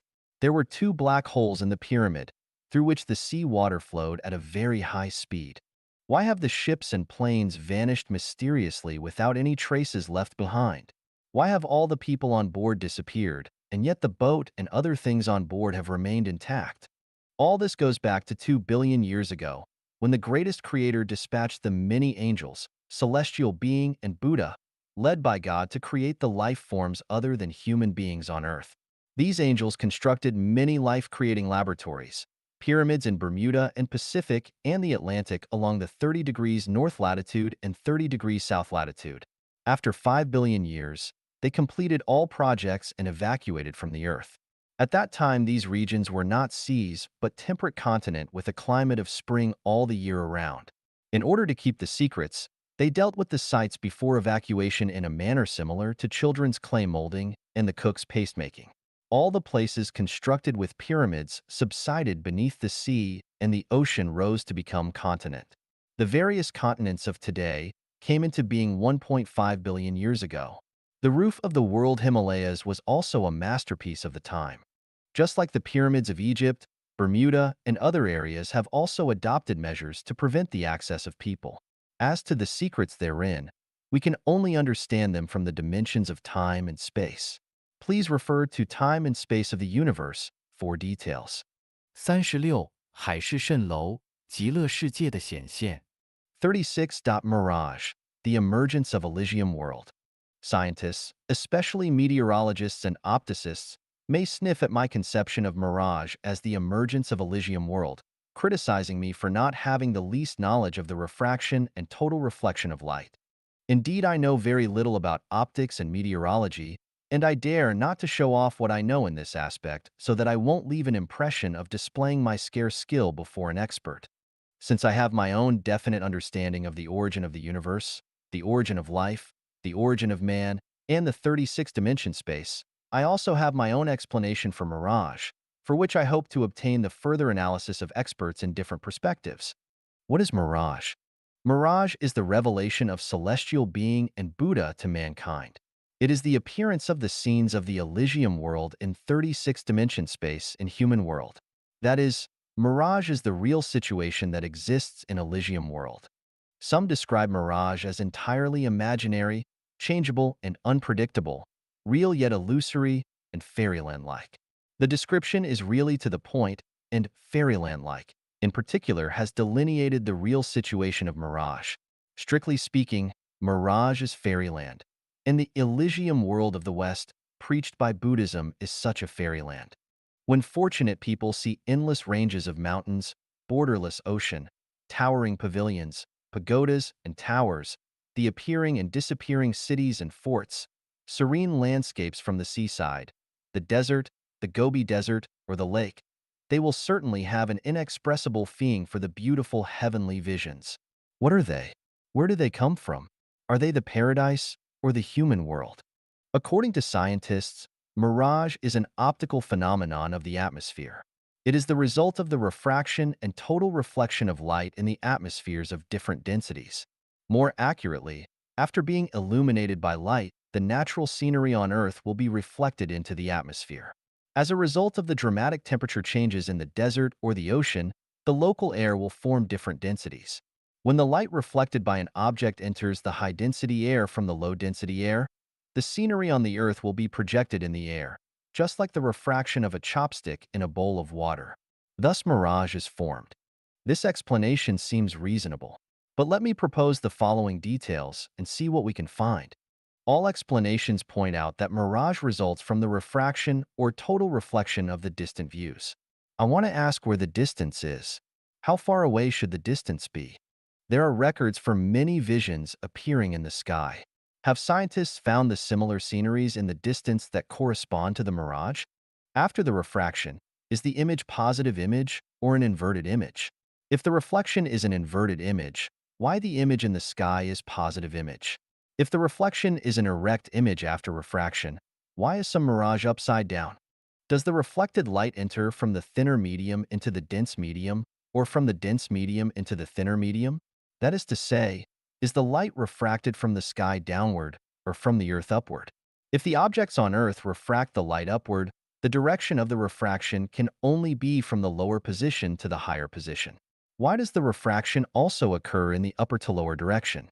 Of course, it can be said that after n times of refraction by the atmosphere, the light can also be reflected from the upper to the lower position. This is only theoretically possible, but practically unfeasible. If feasible, we may see mirages every day. Some experts say that when exposed to the burning sun, the sand in the desert will rise quickly in temperature because of its low specific heat. The lower air close to the sand will have a very high temperature, while the temperature of the upper air still remains very low, and thus the abnormal distribution of air temperature is formed. Since objects expand with heat and contract with cold, the lower hot air close to the sand has a very low density, while the upper cold air has a great density. As a result, the refractive index of the air is small in the lower air and large in the upper air. If the light reflected by the higher object in the distance is continuously being refracted when entering the thinner lower air from the denser upper air, the angle of incidence will gradually increase until the appearance of total reflection when it reaches the critical angle. This theoretical analysis seems tenable. My question is, if this theory tallies with the actual situation, then mirages will be frequently seen in the air above the desert.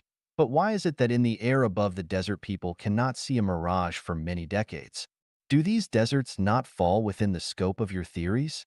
Of course, experts may argue that the desert should have special geographical and climatic environments for the happening of mirages.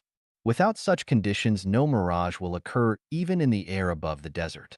Then my question is, what special conditions are necessary for the occurrence of mirages over the sky in the desert? And which desert on Earth does not possess such special conditions? Experts' explanation for mirages happening over the sea goes like this. In summer, on the calm water surface, the upper layer of air is very hot and has a small density because of its exposure to the sunlight. while the air close to the water has a lower temperature and greater density as a result of the influence of the water current. When the lower air and upper air has great differences in temperature, and when the density is small in the upper air and great in the lower air, the mirage will happen when light reflected by the islands, towns, and ships in the surrounding horizons goes through upper-lower refraction or total reflection. Yes, if in summer it is easy to form a thinner upper air and a dense lower air in the air over the sea, then how about autumn and winter? Why did mirage still happen over Panglai Peninsula on December 16, 2002, when the area of Shandong province was already in the season of winter? Suppose the experts are right in their theory, then in summer all the upper air over the sea will be thinner and all the lower air over the sea will be denser. But why have mirages not appeared in the sky over the so many other stretches of seas? In recent years, mirages frequently appear in the sky over Shandong's Panglai Peninsula. According to experts, this is the result of improvement and cleaning of environment in recent years. Now Panglai has fresh air and clean environment, so mirages frequently occur there. This must be politicians' statement, not the conclusion of experts. If experts have come to such a conclusion, then please answer my question. Why did not mirages always occur in Panglai Peninsula before the age of industrial revolution on Earth, during which period the air was even fresher and better in quality than it is today? Why did mirages occur only once every few years? What is the air of America's Hawaii like if compared with that of Panglai? Then why don't mirages always occur there? Experts may reinforce their theory by saying, the special natural environment of Panglai is the major reason attributable to the occurrence of mirages. There is no such environment in other places, so mirages are unlikely to appear. Suppose this explanation is correct, then please answer my question. If Panglai Peninsula has very special natural conditions, the visions of all the mirages should be basically the same images. But why is the image of each mirage different from the others? Is it possible that the natural environment of Panglai is changing every year? As we have known about the refraction of light, the light will keep its direction and speed of diffusion when traversing the medium with an even density. When the light slants through two media with different densities, it will go through changes of speed and deflections of directions at the contact area or interface of the two media. This theory is correct, but is not acceptable when it is used to explain the occurrence of mirages. In terms of aerosphere, there is difference of densities not only between troposphere, stratosphere, mesosphere, ionosphere, and exosphere, but also in the same aerosphere. In this case, refraction of light will certainly occur when the sun shines its light upon the Earth. That is, just like the moon we see in the water, we can also see many illusory suns in the aerosphere. But why can't we see them? The densities of the air are different not only during the day, but also at night. When the bright moon is high in the sky, we can see the reflected moon in the water, but why can't we see the illusory reflections of the moon refracted in the different densities of the air? My explanation for mirage is that mirage is not the refracted image of scenery on the ground, but a contortion of time and space of the Elysium world, which has been purposefully arranged by the greatest creator to demonstrate to mankind. Your sky is not an illusion, but another time and space, and another world. You mankind has a great future. When introducing the 36-dimension Elysium world, I have made it clear that the 1,000-year world and 10,000-year world are at very distant places, but the Elysium world is close at hand. The entire Earth and universe is the Elysium world. Namely, the Earth, the Solar System, the Milky Way galaxy, the Rotary River galaxy and Low Rotary galaxy all belong to the Elysium world. All that we see are just illusory images, mirages, short-lived prosperity, flowers, grass and trees, insects, birds and beasts, rivers, lakes and seas, celestial bodies and the universe, and even human life. What place is not illusory? The answer: the Elysium world. Emptiness is not emptiness and color is not color. The smaller the energy, the more definite the form. The greater the energy, the less definite the form. Hence, great form has no contour. Why can't we see the Elysium world? It is because our eyes do not have the needed structure. Can we see ultraviolet and infrared? Can we see electromagnetic waves and biological waves? Can we see gamma rays and beta rays? We are in a wonderful world, the Elysium world, and we have seen less than 3% of the surrounding world. Why can't we see everything in the world? It is because our merits and virtues have not yet reached that standard. Just like somebody's question, why can't we live in the White House, Kremlin, and Zhongnanhai? Why? Try to find the answer by yourself. I have some information here, which may help us to know about time and space. On January 28, 1915, a Turkish army was marching toward position number 60 in Gallipoli. When they had ascended the hill, several masses of clouds descended vertically to hang over the whole hill. Metal-like rays of light seemed to have shot out from among the clouds. Then was the time of magic. The gallant troops in high spirit strode into the clouds and disappeared one by one. A soldier named Richard who fell behind the ranks was terrified to see such a frightening scene. He yelled at them, trying desperately to stop the march of his comrades. However, it seemed that they turned a deaf ear to him and entered the clouds as if were spellbound. After a moment, the masses of clouds ascended slowly and vertically and drifted away into the distance. The hill still remained, but the whole corps lost their traces. They have vanished into thin air. Where have they gone? They have entered the mirage. In 1994, an Italian airliner suddenly vanished from the radar screen of the control room when it flied over African coast. A short time later, it reappeared on the screen. When the plane landed on the airport, the man on duty asked the pilot what had happened during the flight, why it failed to be tracked. The airscrew felt at a loss because their flight had been smooth and no accident or trouble had occurred. Later, someone accidentally discovered that his watch was 20 minutes slower. The investigation revealed that the watches of all the crew and 315 passengers were all 20 minutes slower. What has happened? Where have they been in the 20 minutes? Why were they not aware of what had happened? Why can't the screen display what has happened? As I have discussed in Time and Space of the Universe, time can be divided into transverse time and longitudinal time. Longitudinal time is the time of the material world and transverse time is the time of non-material world. We humans live in the longitudinal time, which resembles the x-axis of the complex function. The transverse time is like the z-axis of the complex function. When a person or object vanishes from the longitudinal time, it has entered the transverse time and space. Whenever it comes back, he will still return to the original point of time. But for us, maybe a year, a decade, or several hundred years have passed. The Italian airliner has vanished for 20 minutes because they have entered the transverse time and space. For the plane and people aboard, it may be a wink of the eye. So they could not realize that they have once disappeared, but for the person in the control room of the airport, it has been 20 minutes. What is the transverse time and space? Mirage is the transverse time and space. During my childhood, my grandma told me a story. A woodman got lost one day when he was collecting firewood in the mountain. Having sauntered in the mountain for a long time, he suddenly discovered two old men completely immersed in a chess game on a beautiful slope.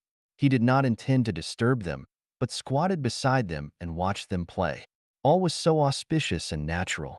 The only thing puzzling him is that the leaves close by were endlessly changing their colors. Yellow for one moment, but green for the next.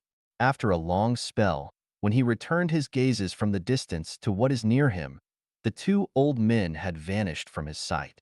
He trembled with fear and suddenly realized that this was a familiar place where he had been collecting firewood many times.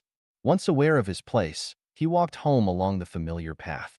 When he approached the village, he found that great changes had taken place in his village. Doubting whether this was his own village, he headed for his home along the path in his memory. But on his way, everyone he met just gazed at him like a stranger. He could not recognize any of them either. Suspecting that he might have come to the wrong village, he inquired about his original village from people he met. All echoed that this was the village that he asked about. He asked whether they knew such and such a person. They answered who was whose grandpa and who was whose grandma, and that all of them had passed away. When he asked about himself, he was told that he was whose grandpa and had never come back from his trip to the mountain to gather firewood when he was young. Now let's analyze why the woodman got lost when he was gathering firewood in the mountain he was familiar with. The reason was that he had suddenly entered the mirage, which had a different environment from his former one. Thus he would certainly get lost. Why did he suddenly realize where he was after a cold shiver? This was because the mirage had disappeared, and he was again standing on the familiar place.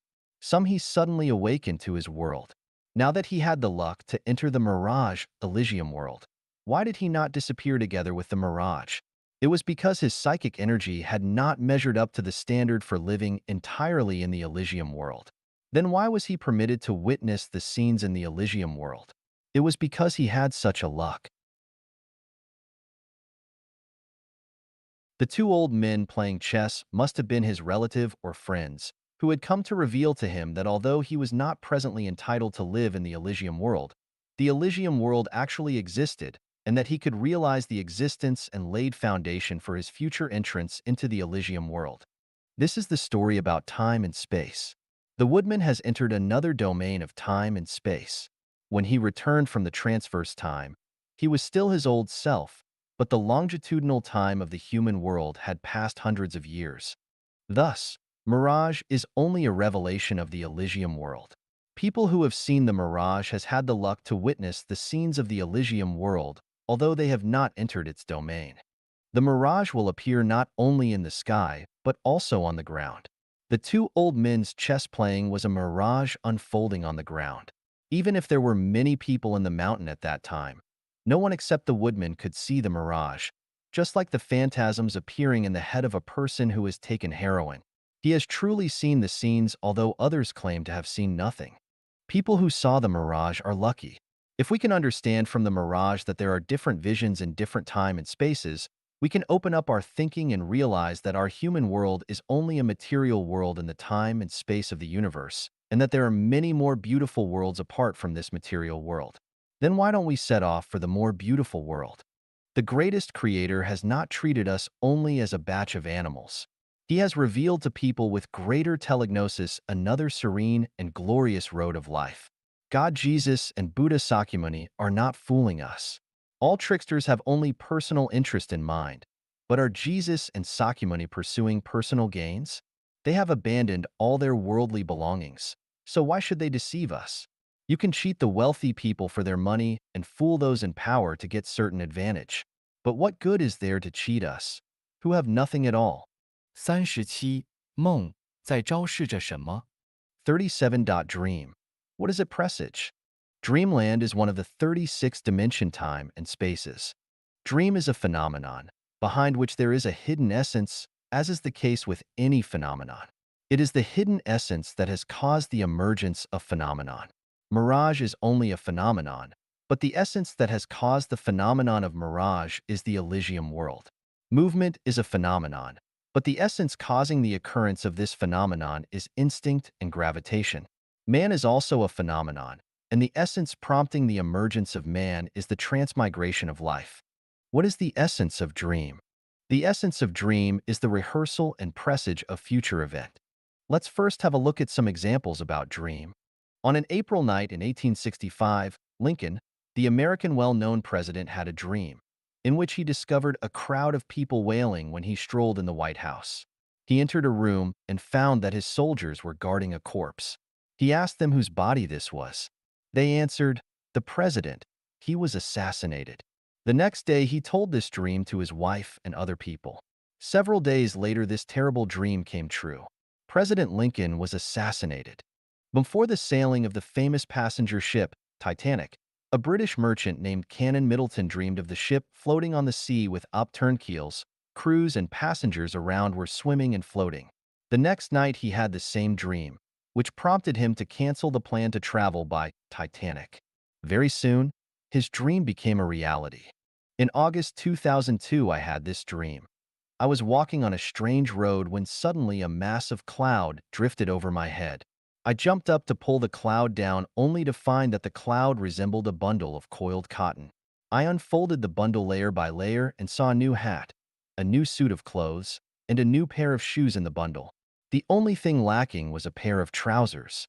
The next day, I told the dream to my wife, who grumbled, "That might not be a good omen." In the next few months, I busied myself madly for several people who claimed to have lost the love of their fathers, and they affectionately called me Dad.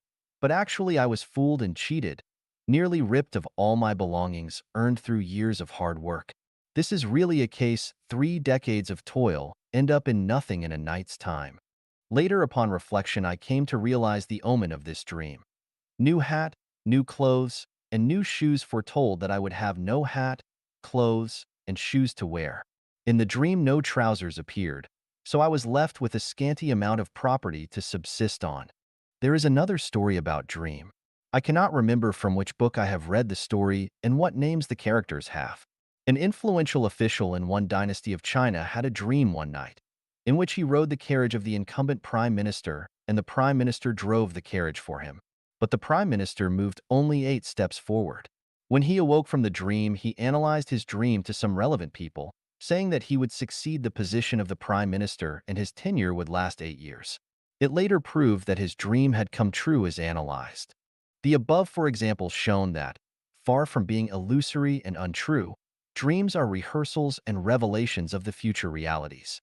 There are a large number of dreams in this aspect, which have been recorded in a lot of books, foreign or domestic, ancient or modern, especially in the Bible.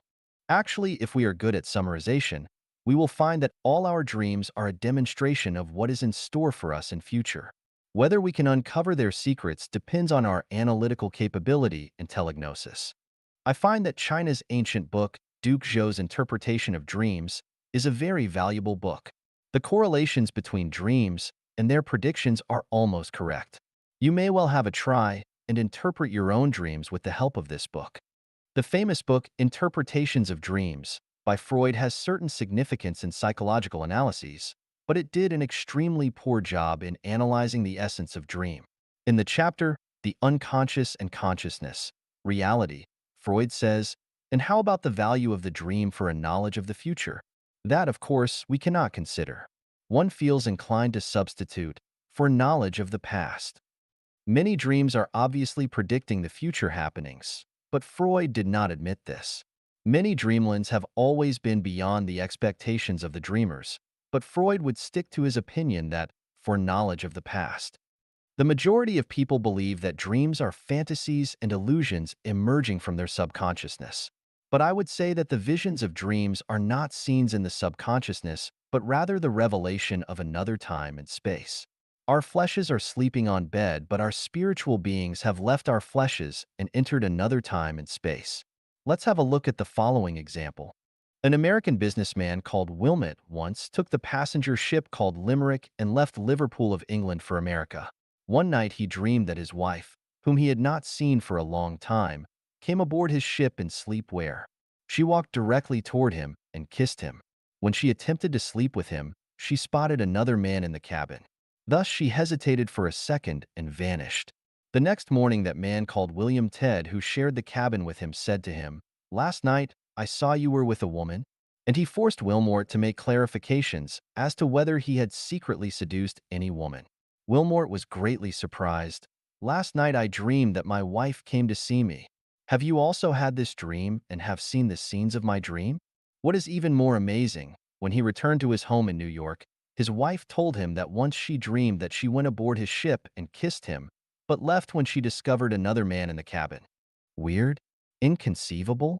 The above is a typical dream. In fact, none of our dreams are illusory. Instead, they all have a solid existence. A story is thus recorded in a book. Two girls shared a room with two separate beds. One night, one of the girls saw dimly a handsome man having sex with her roommate. The roommate was groaning with a great sense of comfort. Blushing shamefully, she quickly covered her head with the quilt. After a while, when she had completely sobered up, she lifted the quilt to steal another glance, but found that the man had left and her roommate was sleeping like a log. The next morning she said to her roommate impatiently, "What have you done last night? Be honest and tell me who that man was." Completely taken aback, her roommate thought to herself, "How did she know what happened in my dream last night?" So she put a bold face. "What man? I have been sleeping on my bed all night. Stop talking nonsense." That girl rebuked. "I thought we were good friends for years. I saw clearly you were sleeping with a handsome man last night. Why do you deny?" Without choice, her roommate told her that in her dream last night, she could not resist the temptation of a handsome man and had an affair with him.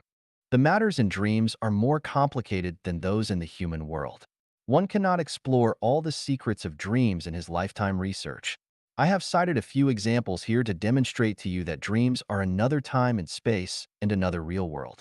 By far, man is still at the initial stage in understanding dreams. Only if we believe in the greatest creator can we uncover the many secrets in the universe. Otherwise, we will be like a swarm of aimless flies and take a shot in the dark. 38. 宗教与上帝。38. Religion and the greatest creator. First, we must know what religion is. Religion is a spiritual and psychological activity through which man gets to know, believe in, worship, and follow God and Buddha. Strictly speaking, only Christianity and Buddhism can be called real religions. Although Islamism and Catholicism are also practiced as religions, they have interfered too much in secular affairs. So Islamism and Catholicism cannot be counted as pure religion. Hinduism was formed earlier than Buddhism, but actually it can only be regarded as a source for Buddhism. Derived from the blending of Bhakti and the Sufi orders of Islamism, Sikhism has no independent ideological system since its content can be found in Buddhist sutras and in the Quran. China's Taoism mainly preaches the unity of heaven and man and the telepathy between heaven and man. Without a system of theory about God, Taoism cannot be regarded as a spiritual and psychological activity through which man gets to know, believe in, worship, and follow God and Buddha, but a social activity of mankind. Derived from the blending of Buddhism and Taoism, Japan's Shintoism also has no new content and system. Protestantism and Orthodox Church are branches of Christianity, so they do not have independent ideological system. Primitive religions cannot be regarded as a religion but only a social activity because they are mainly a worship of ghosts and gods, ancestors, totems, and idols, and do not have an integrate understanding of God. Ancient Egyptian religion, ancient Babylonian religion, the worship of celestial ruler supreme god in China's Yin and Zhou dynasties, Phoenician religion, Hinduism religion, Vedic religion, and ancient Iranian religion. All these have basically evolved from primitive religion. They mainly worship natural objects or natural force, and they do not have a perfect perception of God. Therefore, they can only be a social activity and cannot become pure spiritual and psychological activity. Having its own independent understanding of God, Zoroastrianism, called fire worship religion in China's history, was later absorbed by Christianity and Buddhism. Its essence is still visible in the Christian and Buddhist classics. The essence of Manichaeism, called Zoroastrianism in China, can also be found in Christian and Buddhist classics. Thus, Manichaeism also has no independent and perfect system. Brahmanism is actually Vedic religion in essence. A religion of ancient India, Brahmanism has gods in the form of personified natural phenomena. Its theory of three paths and four lives has been modified and carried forward by Sakyamuni. Hinduism has a long history and a numerous and jumbled content, but it does not have a clear thinking and path and renders a perplexed feeling, so it cannot be regarded as a religion. Jainism has a long history and an independent theoretical system, but its essence has been incorporated into Buddhism and the Drossa's parts have been overthrown by science, and thus it cannot survive as a religion. Strictly speaking, Judaism is not the religion of God, but the religion of the greatest creator. Its scriptures are mainly the Old Testament of the Bible, but it is not perfect as a religion of the greatest creator because it cannot answer the basic questions concerning the characteristics of the greatest creator, and thus is not convincing. Although pursuing the consciousness and love of God in the level of spiritual nature, Kirtan and the Bhakti movement has confused the greatest creator with God, and its leader does not consider Krishna consciousness movement a religion, but only regards it as a movement of science, thus confusing science with religion. Therefore, the movement can only be regarded as reflection of the wisdom of ancient Indian sages and cannot be considered a religion.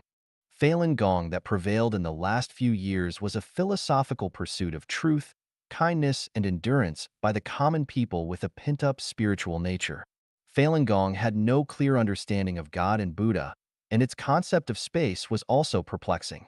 Therefore, it can only be counted as a mass social activity and is not a religion.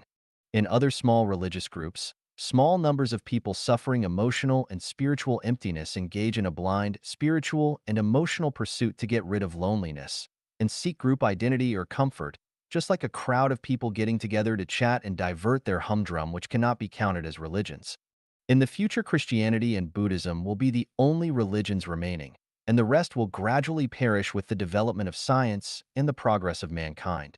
Christianity and Buddhism are two relatively independent and complete religions, as well as two contradictory religions.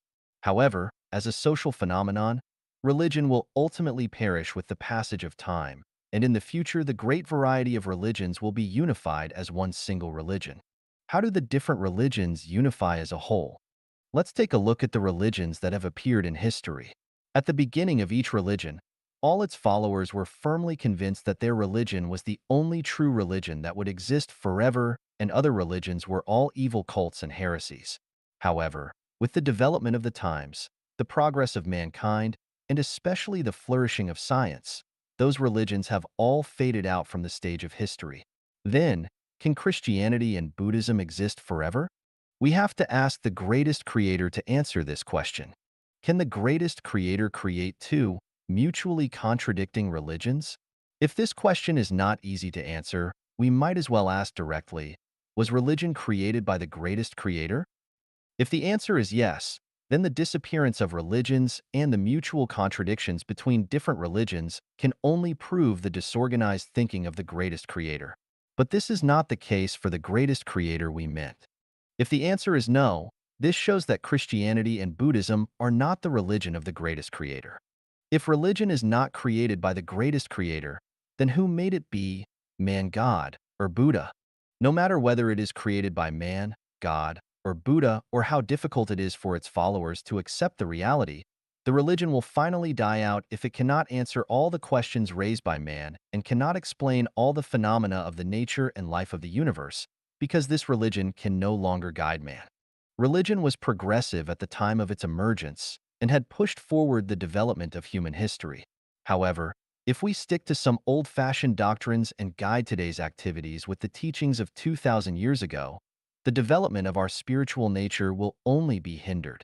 In the same way, the dynasties in history had all propelled the development of social productivity and facilitated social progress at the time when they were established, but with the passage of time, what were originally progressive became the backward fetters hindering social development.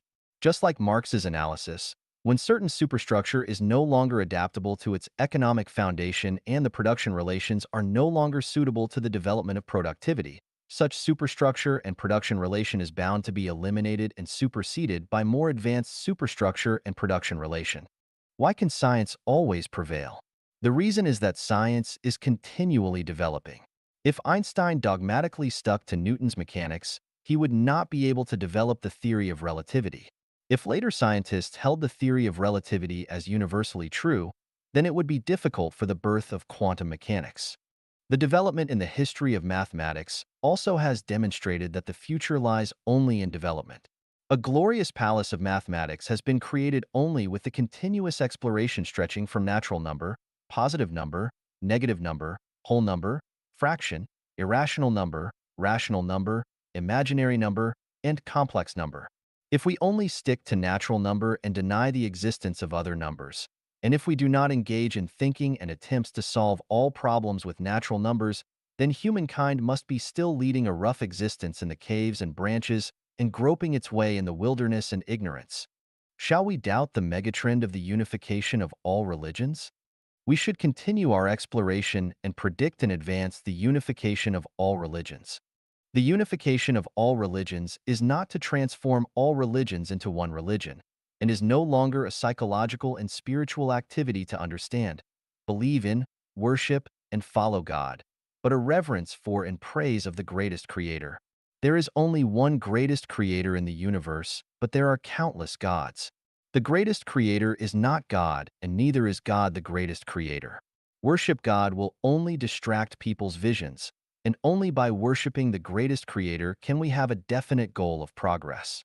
Instead of imposing one after another spiritual and psychological shackles on mankind, the unification of all religions is the liberation of human nature, enabling man to enjoy life freely.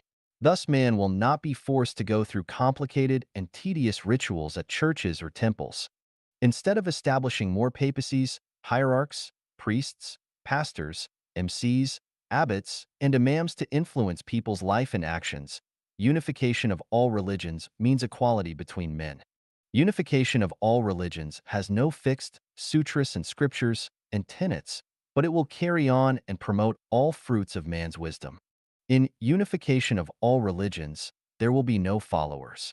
It can be said that everyone is a follower and no one is a follower. All people are the subjects of the greatest creator rather than the subjects of any god or Buddha. In a word, unification of religions is the real religion of the greatest creator.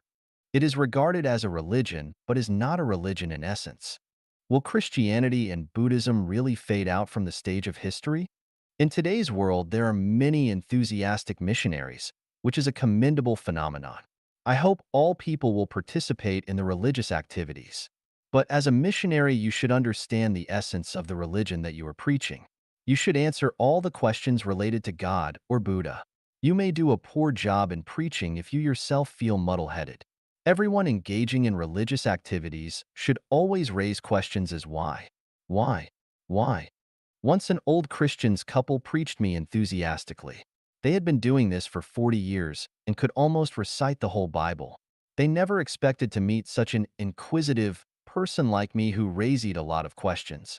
Who planted the tree of wisdom in the Garden of Eden? Why was it planted? I had landed them in the most embarrassing situation. I had originally intended to obtain a lot of knowledge about the Bible, but ended in hurting the two old people. I still feel sorry for them even today. As far as I know, the most successful preacher of the Bible today is Jehovah's Witnesses, a group of wise, kind, and sincere people. If all the people in the whole world all become Jehovah's Witnesses, the human world will take the initial form of the paradise. The two magazines Vigilance and Lookout are inclusive book series of wisdom. But there is no perfect man in the world, nor is there perfect organization and religion. I once asked my Bible teacher, who is a Jehovah's Witness, are Eva and Adam the common ancestors for all men? The answer is positive. I asked again, are they also the ancestors of the black people of Africa? My teacher faltered here. If the answer is yes, it proves that Darwin's theory of evolution is correct and that white people can become black people and vice versa, which virtually has negated the theory of the creation of man by the greatest creator. If the answer is no, it means that Adam and Eva are not the common ancestors of mankind, which has virtually negated the verity of the Bible. It is so with Christianity. Then how about Buddhism? In modern world, there is a famous Buddhist master and a lay Buddhist well known among overseas Chinese. They are well read in Buddhist sutras. I have read their books or teaching materials. I have felt their profound spiritual nature and outstanding talents. They have made immeasurable contribution to the diffusion of Buddhism. But even the best gem is not flawless. That a gem has flaws does not mean it is not precious. Only artificial gem and glass would be free of blemish. Even people with such profound knowledge of Buddhism are also spreading fatuity. For example, one says that as long as a mosquito is not biting on the face but on other places, we should let it suck until it is full, and we should not kill it because that is killing of life. Another one takes pity on cockroaches. He will let cockroaches go on the rampage in his kitchen. He would do nothing to interfere.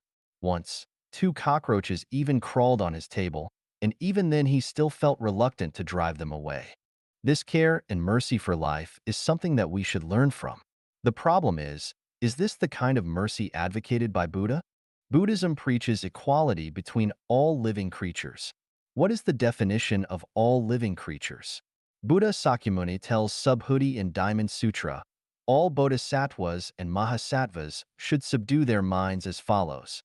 All living beings born from eggs, wombs, humidity, or by transformation, with or without form, either thoughtful or thoughtless, and neither thoughtful nor thoughtless, are all led by me to the final nirvana for the extinction of reincarnation.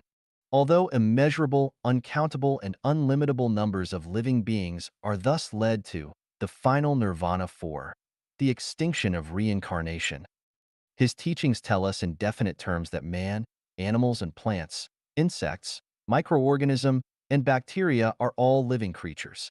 Mountains, rocks, fields, and soils, wind, clouds, rain, and snow are all living creatures.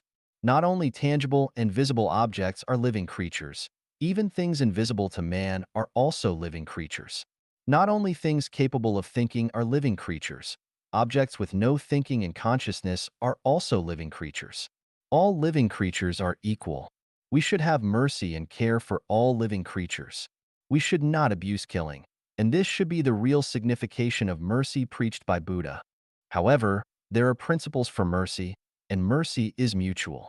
The prerequisite for mercy should not violate with each other.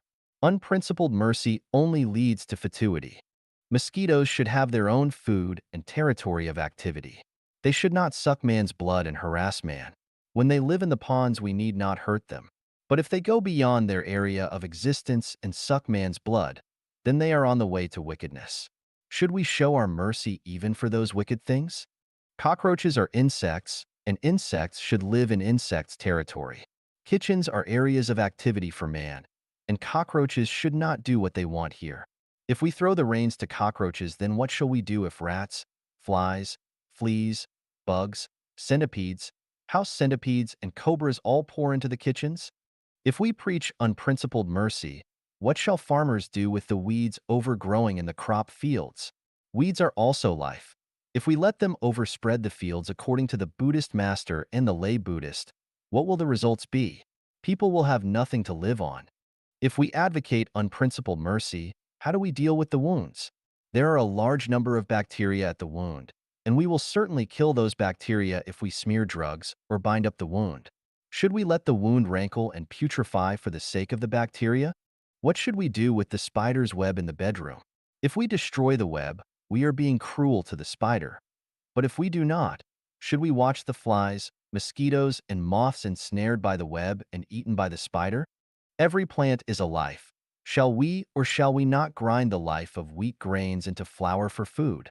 In each cup of water, there are tens of thousands of bacteria. Shall we drink or shall we not drink? Shall we move our steps or shall we not move our steps, since we will trample on tens of thousands of living beings in each step? Has the Monkey King unjustly killed the Lady Whitebone? Shall all the police be disbanded and sent home to take care of their children? No wonder that the areas where Buddhism flourishes have poorer hygienic conditions, since they are dedicated to protect lives. No wonder people in a Buddhist country tend to be worldly wise for personal safety. They dare not and are unwilling to stand out and hold out the evil things, and the evil things will just run amok. The reason is that they all have a mercy heart. Instead of adding more shackles, the tenet of religion is to liberate man, destroy the shackles of human nature, and make people enjoy a more pleasant, freer, and happier life. The more rules and regulations, the further away we are from the edifications of God and Buddha. Religion is somewhat connected with fatuity.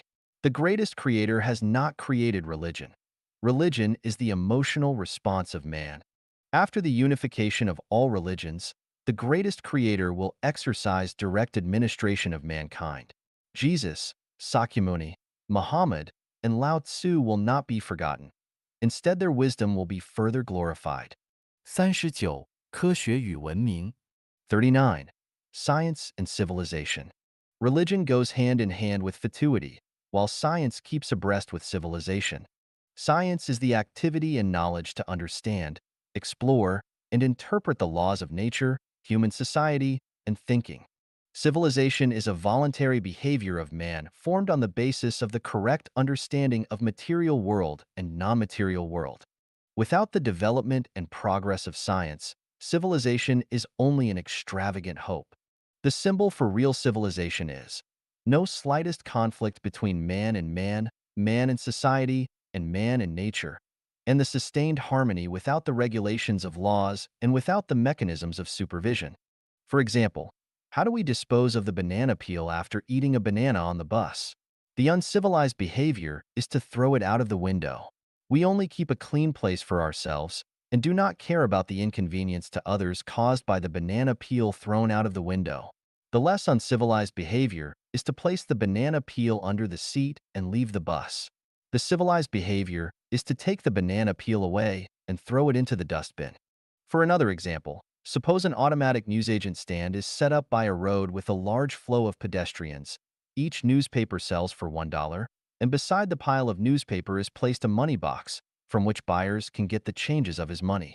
In this situation, the civilized person would willingly place the money into the money box and take away the changes and then fetch a newspaper from the top of the pile of newspaper. The less uncivilized person would also place the money into the box, but would fumble through the box for the cleaner and tidier changes and would not take the newspaper directly from the top of the pile, but takes one from the middle of the pile. The uncivilized person would trickily pick newspaper from the pile when seeing no one around and would take one or even two newspaper without paying money, thinking, "It does not make any difference whether I take one for free or not." He would not consider other consequences. He would not pay attention to the losses sustained to the owner of the newspaper. For those who do not pay for the newspaper and worse still pick money from the box, this is not a matter of being civilized or not, but a matter of crime. Some may say that civilization does not have much to do with science. In the remote villages with rustic folkway, the doors were not shut at night and no one picked others' loss on the street. And doesn't this count for civilization? This question involves the understanding of science. It is generally believed that space shuttles, ion accelerators, computer networks, magnetic suspension trains, atomic energy power plants, cloning of life, nanotechnology, and atomic bombs are science, but farmers' planting of crops, housewives' cooking, workers' operation, and small business all have nothing to do with science. Many people are biased against science, believing that science is at the same time benefiting mankind and threatening the survival of civilization. For example, as a result of the development of science, people can no longer have any impression of the good old days, in which the doors were not shut at night and no one picked others' loss on the street. Some people even believe that science should be held responsible for the creation of killing machines like firearms, bombers, and atomic bombs, and that science has caused the bustling of mankind and accelerated the pace of life. There are even people who claim that the exhausted resources, the polluted earth, the damaged environment, and people's spiritual and mental stress are all evils committed by science. Science has been treated unjustly. Science is the activity and knowledge for understanding, exploring, and interpreting the laws of nature, human society, and thinking. How can we impute science simply because of some people's crooked application of science to other purposes? Science has caused the emergence of automobiles. Can we blame science if a driver has run into someone? Internet has burst into the modern stage with the development of science. Can we say that science is promoting drugs and pornographic picture albums if someone takes advantage of the network to promote drugs and porn picture albums? With the development of science and the appearance of television, VCD, DVD, CD, films, telephones, and floods of books and magazines, some people are utilizing these facilities to conduct vulgar propaganda, which causes people's tension and sense of time, apathy in human relations, and contortion in psychology and mentality. Can we blame science for all these bad effects? Science has caused the invention of atomic bombs. But can we say that science is intimidating people if someone threatens others with an atomic bomb? If it is tenable to ascribe all misbehaviors and evils of modern society to science, then the following logical reasoning should be completely correct. The reason why Xiao Wang committed murder is because his parents have given birth to him. If his parents have not given birth to him, there would not have been the problem of Xiao Wang's murder. Then not Xiao Wang but his parents should be blamed for the crime. However, Xiao Wang's parents were born by their respective parents, so Xiao Wang's parents' should be responsible for Xiao Wang's crime. If this reasoning goes further back, the primogenitor of mankind will have to be held responsible. Where did man's primogenitor come from? Then the earth cannot be exempt from the liability, because without the earth there would have been no primogenitor of mankind. The problem, however, does not end here. Without the solar system, there would have been no earth, and without the Milky Way galaxy, there would have been no solar system. And finally, the crime may be traced back to the greatest creator who has created the universe. The result of the logical reasoning is that the greatest creator is responsible for Xiao Wang's action of murder. This discursion is ridiculous. If this rationalization is not absurd, then there would be only one solution. Destroy mankind, destroy the universe. Who else wants to shift the blame onto science? There is a fallacy. Science is a double-edged sword, which undoubtedly implies that the sun is a double-edged ball, the orange is a double-edged fruit, the plane is a double-edged aircraft, and TV is a double-edged set. Everything is double-edged anywhere and anytime. The result is one's own parents are double-edged persons. If we compare science to a knife, it totally depends on the user of the knife and has nothing to do with the knife itself, whether the knife is used to chop vegetables, to mow grass, to slaughter pigs, or to kill people. When it comes to science, we have to talk about scientists. Now, there are more and more scientists, which are a good thing and an inevitable result of social development. But the problem is, who can be called scientists? Who are scientists? Scientists are people who have discovered and can clearly describe or explain a certain law in the field of nature, society, and thinking, which is universally valid within a given limit of time and space. Newton is a scientist because he has discovered gravitation. Einstein is a scientist because he has discovered the mass-energy equation. Madame Curie is a scientist because she has discovered radioelements. Planck is a scientist because he has discovered quantum theory. Laplace is a scientist because he has discovered the uncertainty principle. Those who work in science laboratories or with scientists can only be called scientific workers and cannot be called scientists. People capable of explaining certain phenomena cannot be called scientists. Otherwise, I would also be a scientist. People working in certain Academy of Sciences cannot be called scientists.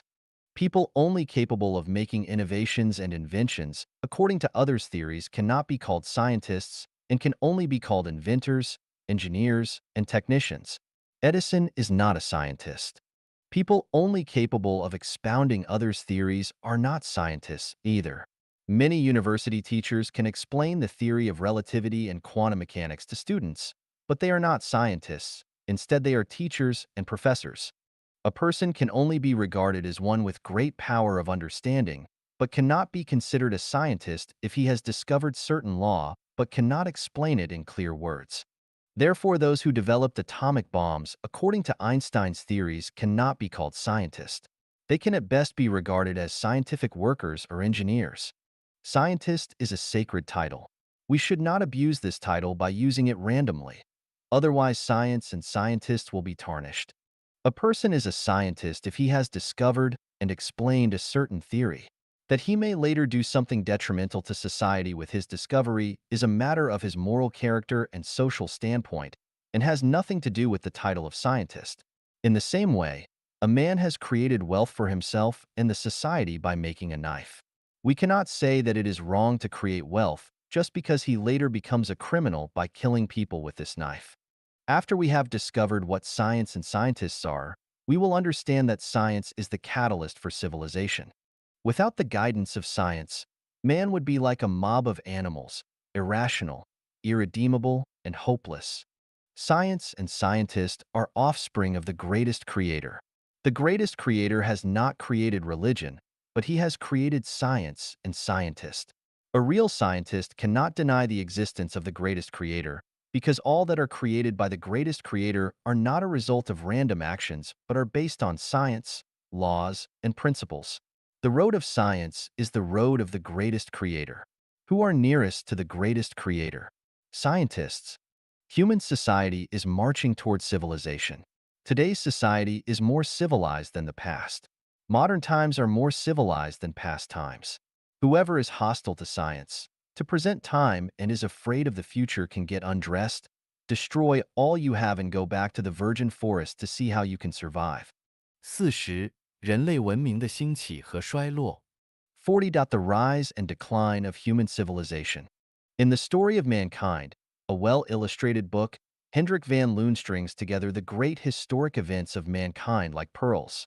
Based on his on-site interviews and investigations in Egypt, Iraq, Iran, Pakistan, India, and other countries, Yu Choyu wrote a book called A Sigh of Millennium. Based on the on-site interviews and investigations in Egypt, Iraq, Iran, Pakistan, India, and other countries, the Chinese author Yu Choyu wrote the book A Sign of Millennium. These two books are of great help for the accurately understanding of the rise and decline of human civilizations. We may find that civilizations are the crystallizations of human wisdom when we review the civilization of ancient Egypt civilization, Maya civilization, Persian civilization, Greek civilization, Athens civilization, Roman Empire, Islam civilization, civilization of medieval Europe, and the rise of England. The rise of a civilization depends on the progress of science and technology, without which there would be no civilization. Monkeys and gorillas have longer histories than man, but they have always remained in the wild and primitive stage for lack of the development and progress of science and technology. Then why did the arisen civilization decline? Civilization needs the guidance of an eternal spirit and pursuit. Without the guidance of an eternal belief, a civilization will be formidable and may perish any time. When a nation or country has a relatively advanced productive force, it is likely to think little of everything else. Swelling in pride, it deems itself the greatest creator when looking around. It does what it wants and regards itself the savior of the world. The consequence of swelling pride is that it tends to impose its will on other people, and the result is that it not only has destroyed other civilization but also brought about its own downfall. The Ephraim can survive from many disasters because they have the support of the Bible. The Indian civilization can endure because of the support of Buddha, Brahma, and Magmatron. Chinese civilization has sustained unflaggingly until today, mainly due to the support of the idea of oneness of heaven and man. With an eternal supporting point, man will not be overweening. Instead, they will feel modest and know that there is always someone stronger, and that man is not the supreme form of life and not the dominant force of the universe. America is the most powerful civilized nation in the world. The rise of its civilization is mainly due to their belief in God. Let's look at the word on the reverse side of the dollar bills. It is "In God we trust." If America does not believe in God but in itself, it is bound to decline and fall.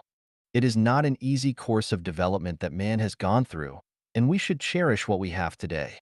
On the one hand, we are enjoying the fruits of modern civilization, but on the other, we are faced with the danger of destruction. Lao Tzu said, "When people have no fear of force, then, as is the common practice, great force descends." What is great force? It refers to a power unimaginable and uncontrollable by man. It is like the deluge recorded in the Bible, which was then unexpected and uncontrollable by man.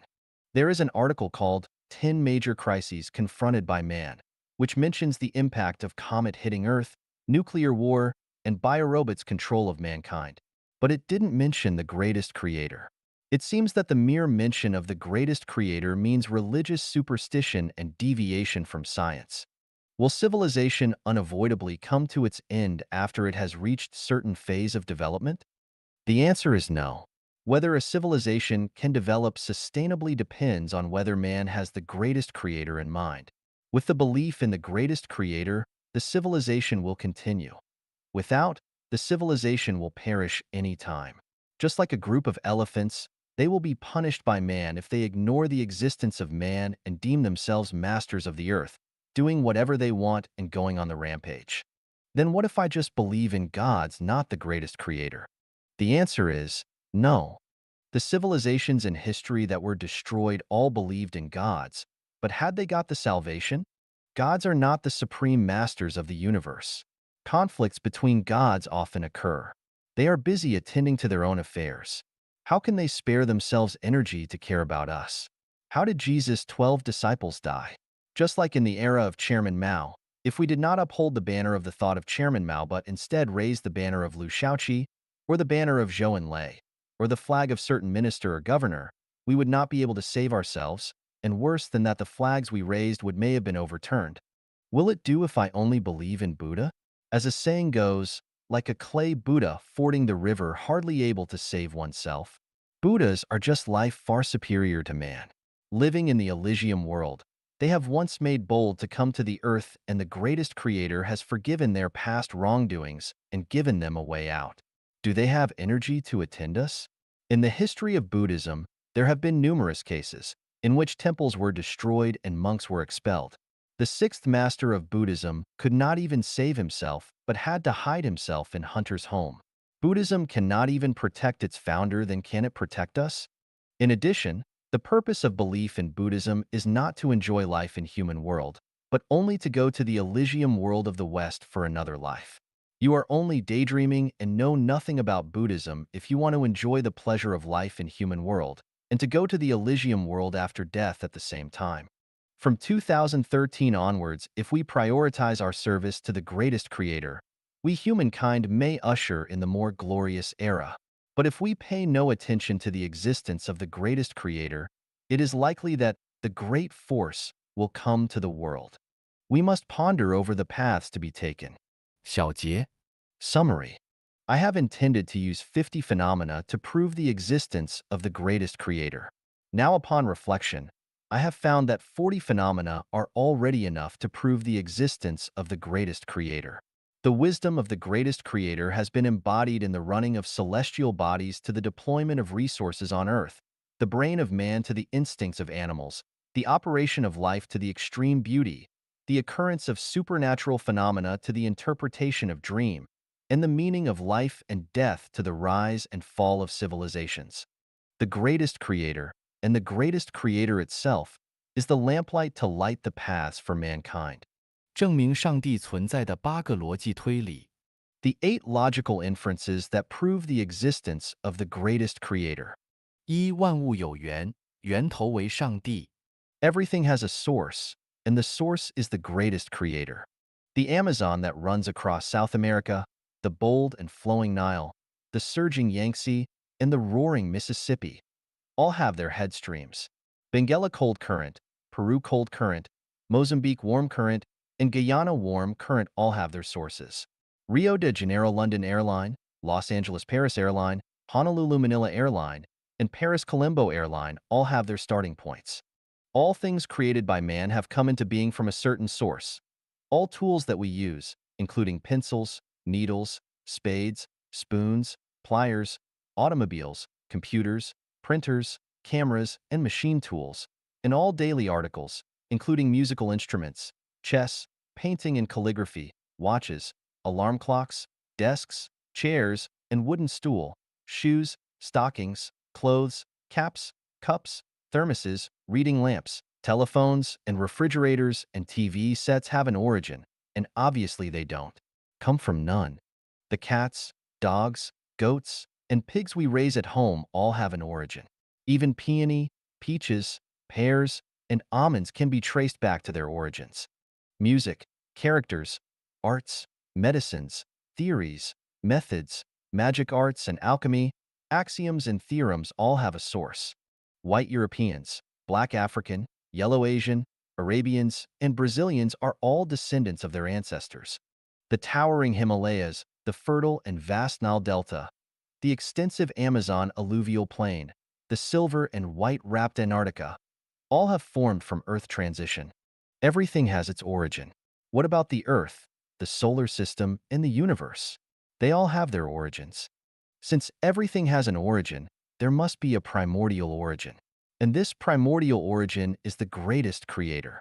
一、万物有源，源头为上帝。Everything has a source, and the source is the greatest creator. The Amazon that runs across South America, the bold and flowing Nile, the surging Yangtze, and the roaring Mississippi all have their headstreams. Benguela cold current, Peru cold current, Mozambique warm current, and Guyana warm current all have their sources. Rio de Janeiro London Airline, Los Angeles Paris Airline, Honolulu Manila Airline, and Paris Colombo Airline all have their starting points. All things created by man have come into being from a certain source. All tools that we use, including pencils, needles, spades, spoons, pliers, automobiles, computers, printers, cameras, and machine tools, and all daily articles, including musical instruments, chess, painting and calligraphy, watches, alarm clocks, desks, chairs, and wooden stool, shoes, stockings, clothes, caps, cups, thermoses, reading lamps, telephones, and refrigerators and TV sets have an origin, and obviously they don't come from none. The cats, dogs, goats, and pigs we raise at home all have an origin. Even peony, peaches, pears, and almonds can be traced back to their origins. Music, characters, arts, medicines, theories, methods, magic arts and alchemy, axioms and theorems all have a source. White Europeans, black African, yellow Asian, Arabians, and Brazilians are all descendants of their ancestors. The towering Himalayas, the fertile and vast Nile Delta, the extensive Amazon alluvial plain, the silver and white-wrapped Antarctica, all have formed from Earth transition. Everything has its origin. What about the Earth, the solar system, and the universe? They all have their origins. Since everything has an origin, there must be a primordial origin. And this primordial origin is the greatest creator. 二万物在动，出动力来自上帝。Everything is in motion, and the primordial motive power comes from the greatest creator. The mountains are revolving, the wind is roaring, the river is flowing and the springs are welling. The clouds are drifting, the earth is shaking, the ocean is surging, and the flames are raging. The plants are growing and the flowers are fading. The bacteria are multiplying and the insects are bustling. Cattle and goats are grazing and the lions and tigers are running. The hens are laying eggs and the larks are singing. The electrons are spinning and the molecules are moving. The particles are discharging and electric waves are rushing. Infrareds are radiating and gamma rays are thrusting. Electromagnetic waves and photons are flashing. The heart is pounding and the blood is circulating. The skin is breathing and the stomach is wriggling. The nerves are sensing and the hair is growing. The thinking is connecting and the mind is thinking. Sitting on the earth, we are traveling hundreds of thousands of miles every day. In an instant, tens of thousands of years have flit past. The sun, the moon, the stars, and the lightning are all speeding fast by. In the morning, your hair is still black, but by the dusk it has turned gray. Everything is moving, and moving comes from pushing and pulling. Where does the primordial motive power come from? How is moving possible without the greatest creator? 三万物有相，相的本质是能量，能量的核心是上帝。Everything has an image.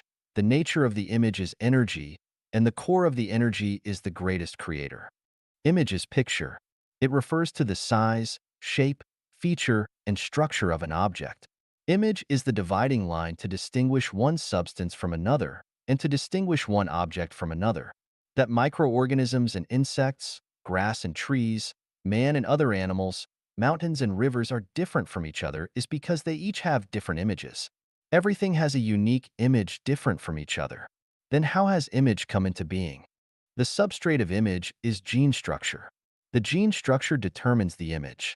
That water and oil has different images is due to different molecule structures, namely different gene structures.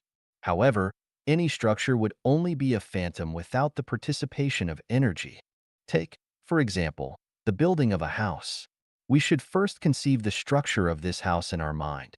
For very complicated houses, structural representation may also be needed. However, without the input of mechanical and human energy, the house will always remain a phantom. Only with the investment of human and material energy will the structure conceived in our mind materialize into the real house. A seed will turn into a plant only after it has absorbed the nutrients, moisture, and the heat energy and light energy of the sun. The fertilized egg in the womb of a mother will develop into a normal animal only after it has been continuously supplied with nutrition and energy. A bulb will give off light only after it has been input electric energy. A mound will become a high mountain only after it has received the energy of a continuously revolving earth. A small river will become a great surging, impetuous river only after it has marshaled the energy of thousands of streams. Then where does the energy come from? Let's trace the sources. A sapling must obtain moisture to unfurl its leaves and grow. The moisture absorbed by the root system mainly comes from the saturation of rainwater. Where does rainwater come from? It comes from the vapor-carried clouds in the sky. Where does cloud come from? The cloud comes from the ocean carried by the wind. Where does wind come from? Wind is formed because of the convection of the cold and warm currents on Earth. How are warm and cold currents formed? They are formed by the continuous heat loss and heat acquisition of the Earth's surface when the Earth rotates, not considering such factors as the gravitation of the moon. Then how does the Earth begin rotation? What power has caused it to rotate continuously? According to the law of the conservation of energy, there could be no perpetual motion machines in the universe. The motion and change of any object should be propelled by another or more energy. Without energy, there would be no changes and motions of things. Then the motion and changes of everything must in the final analysis be propelled by a primordial energy not controlled by other energies, and this primordial power is the greatest creator. The rotation of the Earth is propelled by the energy of the greatest creator, And after the Earth is in motion, it will be driven by the other planets in the solar system, including comets. 四、因果相连，凡果都有因，所有因的出因是上帝。Cause and effect are interconnected. Every effect has its cause, and the greatest creator is the primordial cause of all causes. We have all experienced headaches. Everyone may have a different cause for headache, but every headache has a cause, and there could be no headache without a reason. Everyone becomes sick because of some causes, no matter what kind of disease he has contracted. There are also causes for congenital diseases. No one, I think, will disagree in this matter. In the same way, typhoon, tornadoes, earthquakes, volcanic eruptions, sandstorms, and SARS virus all have their causes for occurrence. World War II, the Crusades, and wars in the Middle East all have their causes.